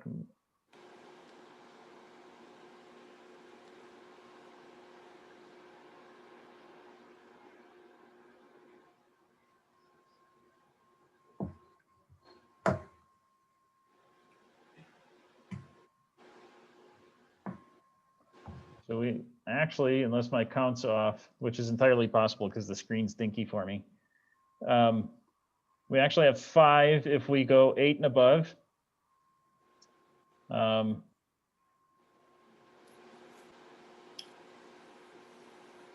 I'm wondering if there's any of these that feel like they are collapsible, like, hey, maybe 2 of these are similar to each other.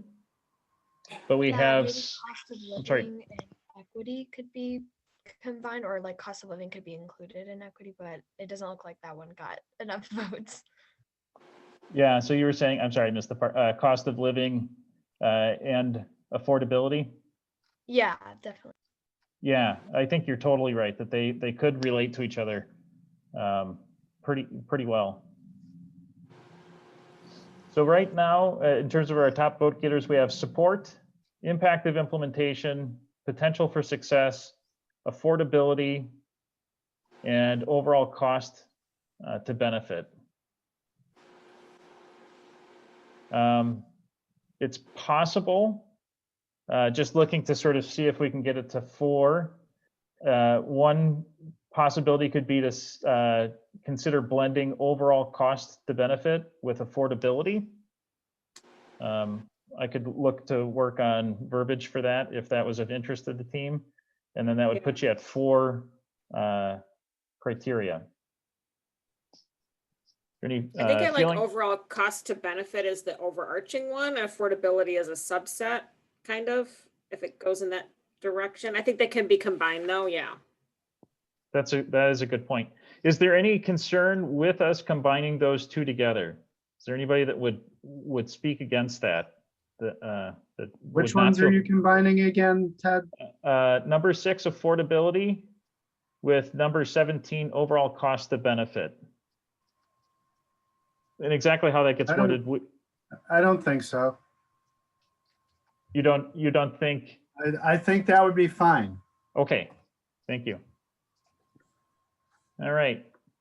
So sustainability has to be sustainable. That means it has to ultimately be affordable. That's absolutely right. Awesome. So if there's any concerns with that, please shout out. Otherwise, that's what we'll do. I just picked a horrible color for it, but that's fine for right now. So those two ugly blue ones are going to be combined into one. Verbiage, I'll send something out to the team for consideration for wordsmithing.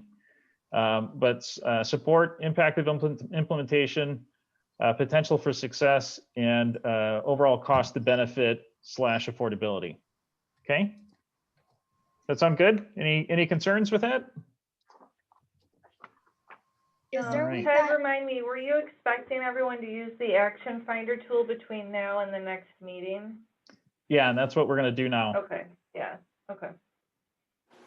All right, am I still sharing my screen? Can you see the team page? Okay, thank you. Yes. All right, so to access the Action Finder, we're going to start off with that. How do you get there? It's up here in the top left-hand corner. If you click on the Action Finder instructions, it'll take you to a page that's got, or it takes you to the booklet that kind of walks you through it, what we're going to walk through now. If you click on this button, it opens up this page. This page is also password protected. The reason for that is that this is a working document where the team members are sharing stuff.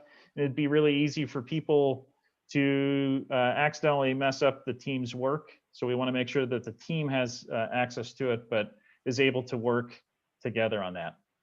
I will send you an email follow-up with a copy of this information and the links. But when you click on, once you get into this, each one of the sub-teams has their own Action Finder. These are shared documents. It's an Excel spreadsheet. It's a shared document. It's not locked so that it remains searchable and you can add things to it. So that means that we can also delete things. So the first message is just be careful not to delete stuff. Do not panic if you do. If something happened while you're working on it, just give me a call or send me an email and I can retrieve backwards a bit. We may lose a little bit, but it won't be a massive catastrophe. So just let me know if that ever happens. So once you click on that screen, I'm sorry, I'm having a hard time. There we go. Once you click on your sub-team, so let's pretend I just clicked on buildings and energy. It will open up the spreadsheet in an online version of Excel. Okay. You can work on it right here if you want. That's totally fine. If the online version annoys you, all you have to do is click on Open in Desktop App right there. And again, I'll send this out in a little document so that you'll have that. So you can just click on Open in Desktop App and it will open it up in a desktop app. So that's now what you're looking at here is I have that buildings and energy open in a desktop. Everybody still seeing that with me? Okay, so now just a second to talk a little bit about intent. The purpose of this Action Finder is to give the team, all of you team members, each sub-team, a place to explore potential ideas. It isn't to say that you don't have to review every action that's in here. It's not a graded homework. You know, you don't have to look at everything in the document. You can write your own actions. You can come up with your own ideas. So it's not saying you must pick these and this is all you get. The intention is to give you a place to start thinking, because we found that it's often nice to see what other communities have done, so that you don't have to start with a blank piece of paper, so to speak. And so that's the intent here. And so some of these sections have quite a few actions, many hundreds. So that's why you do not have to look at every action that is not expected. The tool is put together, though, where you can search to start to reduce what you have to look at. And there's a couple ways you can search. So the first way is, this is put together, you know, we just talked today about strategic goals or strategies. And then we're talking about now creating detailed actions that support those strategies. So most climate action plans are put together that way, where there's an overarching, there's a strategy, sort of a directional strategy statement, and then detailed actions that support that strategy statement. Not all of them are put together that way, but most of them are. And so we have pulled out data from numerous climate action plans all over the country, and we've plugged them into this action finder to illustrate examples of different actions that other cities are currently implementing to solve the same sorts of issues that you're going to be looking at. And so you can first search by strategy. So let's say in buildings and energy, I wanted to see everything that relates to residential. So I plug in a word, and any strategy that has that word in it becomes highlighted in blue.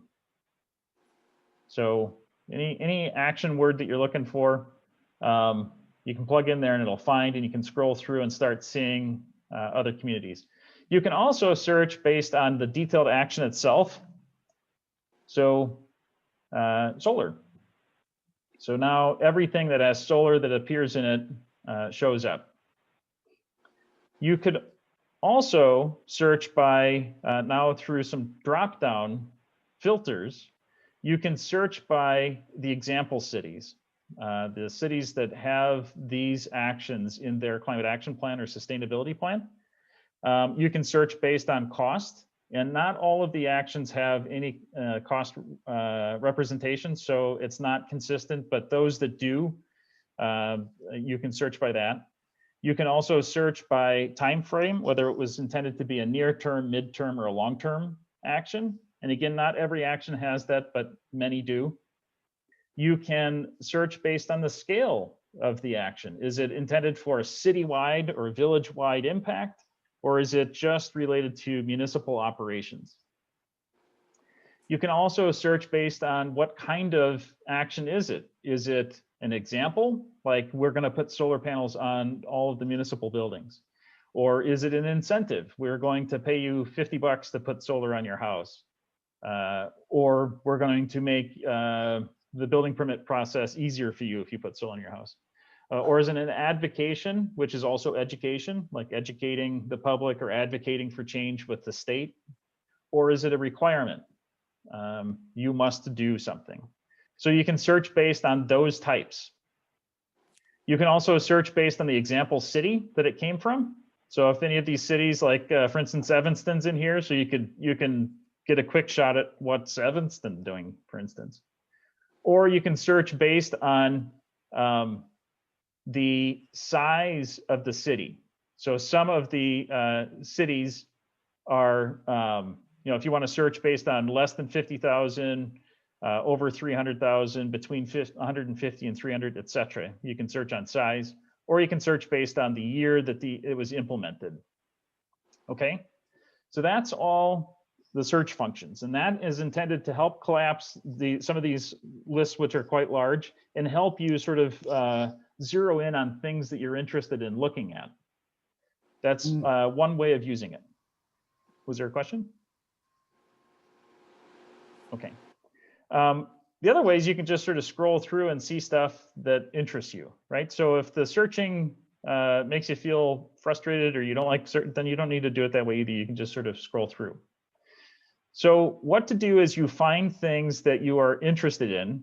You'll find your name. Everybody should be able to find their name at the top of the form here as we scroll to the right. For the teams that you're on, you should find your name. If you do not, let me know. That means I made an error and I'll fix it. So under your name, if you, for instance, I'm in solar and I'm interested in an action, I would say save. In this, I said save and then Ted as an example so I can find it and delete it. So if you find anything that you are interested in that you think would be a good fit, you just type in save. If you have any thoughts about that, like, hey, this would be a great partner for this, or hey, this action could be really made much better for Northbrook if we changed it to say this, or I like the first half of it, but the second half doesn't make any sense. Whatever thoughts you have, you can share whatever thoughts you have in there. And again, as you run across actions that you're interested in, you just plug those in. Save for things that you're interested in, any comments you have. A pro tip for you is that you will discover that there are some duplicative actions or actions that are quite similar. And it's because as we all look to solve similar issues, lo and behold, communities come up with similar actions. Now, we've left these similar actions in here because you may discover that you like the way one community is approaching it better than another community. So we didn't want to try to make judgment calls and get rid of some that are similar, but instead show you what those similarities are. The pro tip is that if as you come through and you find an action that you like, but you realize, you know, there was an action earlier I ran across, this one actually I think is better than that one. I suggest if you can to go find the other one and delete your saved comment. And that is because ultimately all the ones that are saved, we will collapse down into a short list, and those will be the actions that we will review together through the criteria that we just selected. Okay, so if you come across an action that's kind of duplicative, think to yourself to see if you can go get rid of the one that you think is weaker. And if you have a hard time deciding which one's better, then you can leave it in. That's okay. Just be aware that you know, eliminating ones that you know you don't like as much is a good thing to do. The other thing that you can do is, as you are going through here, you will probably come up with some thoughts of your own about actions that you think could be undertaken. And so if you do, just write it down. All you have to do is go down to the next blank action and then type in whatever it is that you think. And so here's an example that I just typed in just before the meeting. Establish a renewable energy TIF district that requires inclusion of on-site solar for purchase of renewable credit purchase for projects in TIF districts, blah, blah, blah. If you create a new one, all you have to do is make sure you type in new under your name. And that is so that we can find it. Because the whole point of typing saved and new is that as we start moving through that, we can collapse these to, oh, okay, well, it's warning me that other people are making changes, so I'm not going to do it because it's possible somebody is actually writing and I don't want to mess anybody up. But you can collapse those and it will collapse the list down to only the ones that you have listed as saved or new or whatever favorite word that you put in there, okay? So that's why you want to make sure you put in new next to anything that you write that's new, or save next to anything that you want saved. Does that make sense to everybody so far? Any questions?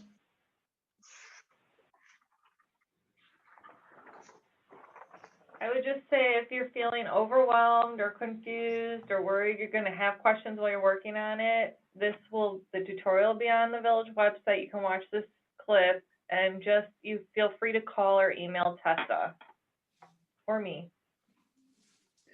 So, absolutely, and I'm happy to answer questions as well. And as I talk here, if anybody has questions, feel free to shout out. A couple additional sort of tips. When you're done working on it for the day, you know, so let's say maybe you went through here and you wanted to go look at all the Burlington options. So I just collapsed the list down for Burlington. So this is what Burlington, Vermont has in their climate action plan under buildings and energy. So, and then I worked on the action finder for a while. I'm done for the day.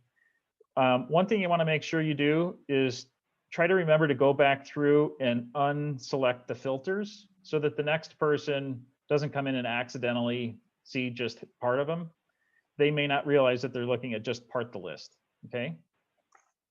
Another aspect, the sort of flip side of that coin, is that if you move in here and you're looking at, you know, it's a lengthy list, but you're just not sure if you're looking at the whole thing.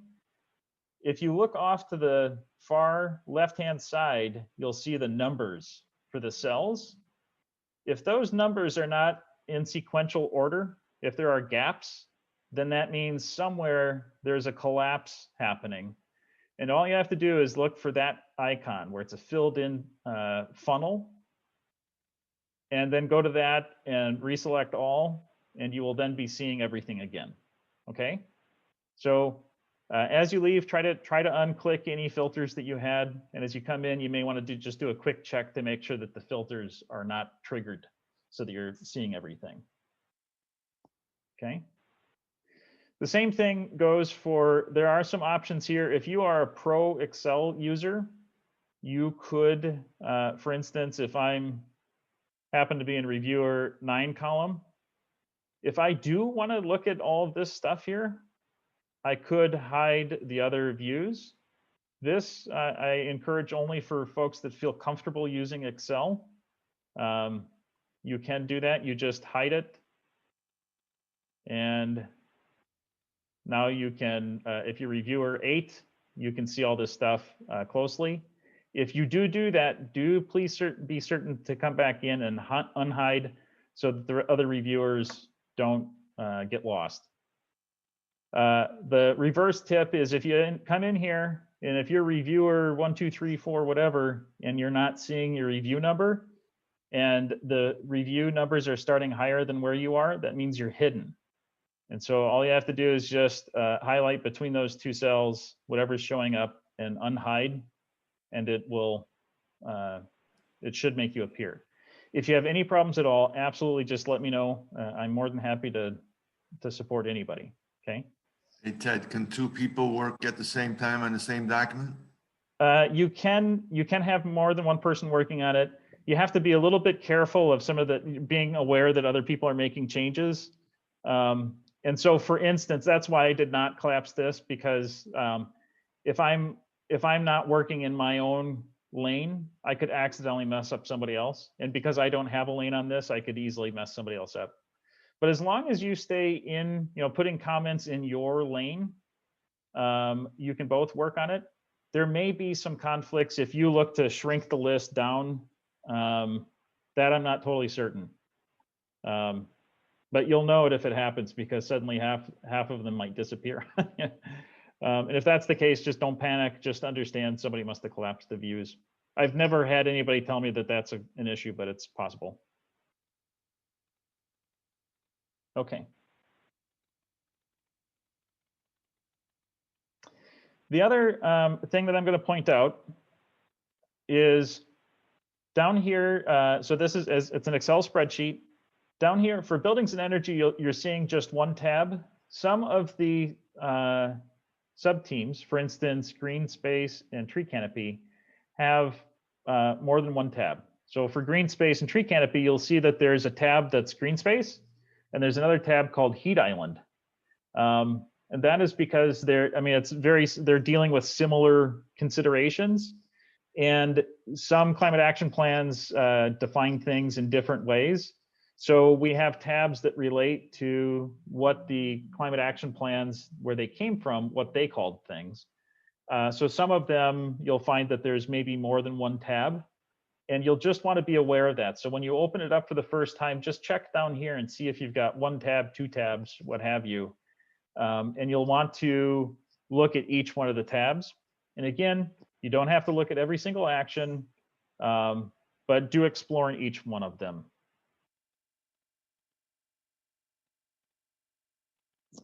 Okay. Are there any questions at all? Ted, if we have an idea to add that's not in our swim lane, is that allowed? Absolutely, it is allowed. What I would suggest, there's 2 ways of handling that. One is write the idea down, and you can send it in to me, and I'll share it with the sub team.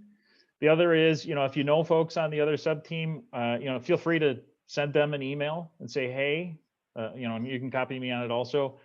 I just thought of this great idea, or I've seen this elsewhere. Here's a great action for you to consider, and send it to them, and just share it with that sub team. And again, you can send it to me, and I can make sure that happens also. Okay. Any other questions? Yeah, Ted, I was trying to get into the document and the password that I had before doesn't seem to work. Will you send out a refresh of that, please? Absolutely. I will send an email with a reminder on the password for the team page. And then this password is a different password, and I'll share that with you also. Absolutely. Thank you. Okay. Awesome. All right. One last call for any questions here. Okay. Not to give you the bum's rush here, but we're at 9:34. So just really the next steps, it's the last thing to talk about here. The next steps are simply to spend a little time in the action finder for your sub-teams, for each of your 3 sub-teams, and start exploring actions and ideas. And again, feel free to write new actions. Just make sure that you label anything that you write as new under your name so that it can be easily found. Otherwise, it can get lost. We don't want that to happen. And as you run across ideas that you like, type in save under your name. And any review comments that you want to put in there, anything you want to share, feel free to just write it. And by the way, do keep in mind that this is an opportunity for you to have a dialogue with your teammates. So if you see over here that teammate number 2 said something, they're saving an option, they say something, you could always respond back to it like, yeah, it's a good idea, but here's the thing to consider, or what have you. So, feel free to have it as a pleasant dialogue if you want to use it that way. That's part of the idea. So then the things to do between now and the next meeting is to spend some time going through here and see what you can do about identifying all of the actions that you're interested in and or creating new actions, and just see how far along you can get into that. The next workshop is going to be almost entirely sub-team breakout, where you folks are sharing with each other what you're seeing, as well as, most importantly, maybe what you're not seeing. Like, hey, I thought I would see actions that talked about A, B, and C. I'm not seeing that. Because that also might help you start to define together what you want to create that hasn't already been created, if that makes sense. So that's our to do for the next step. Is there any questions whatsoever about any of that?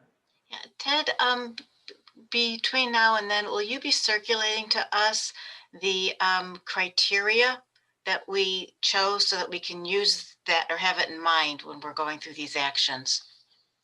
Absolutely. We're going to do 2 things.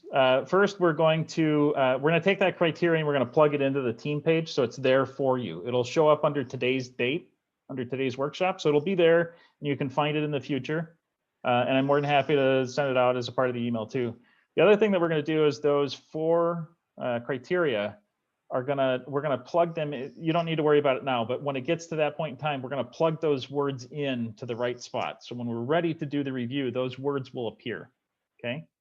But we'll definitely get that shared with you so you have that to reflect on. Any other questions or comments? Thank you so much this is a long haul. I know it's kind of brutal. You guys did an amazing job though. It's a long meeting, especially when we start at 6. So thank you so much for really superb work. I was very impressed with what I was hearing. So I think the team's off to a very good start from my perspective. Absolutely, please feel free to contact me with any questions whatsoever. So as you start in on the action finder, if you've got questions, don't hesitate to contact me. I may be sluggish the second half of next week and the week following, being on vacation, but I will still monitor email traffic. So just forgive me if it takes me a couple days to get back to you, but I will be tracking. Okay. Thank you, everybody. Thank you all. Thank you very much. Thank you. Thank you all. Okay, good Good night. night. Happy holidays. Thanks, good night. Thanks. Bye, guys. Bye.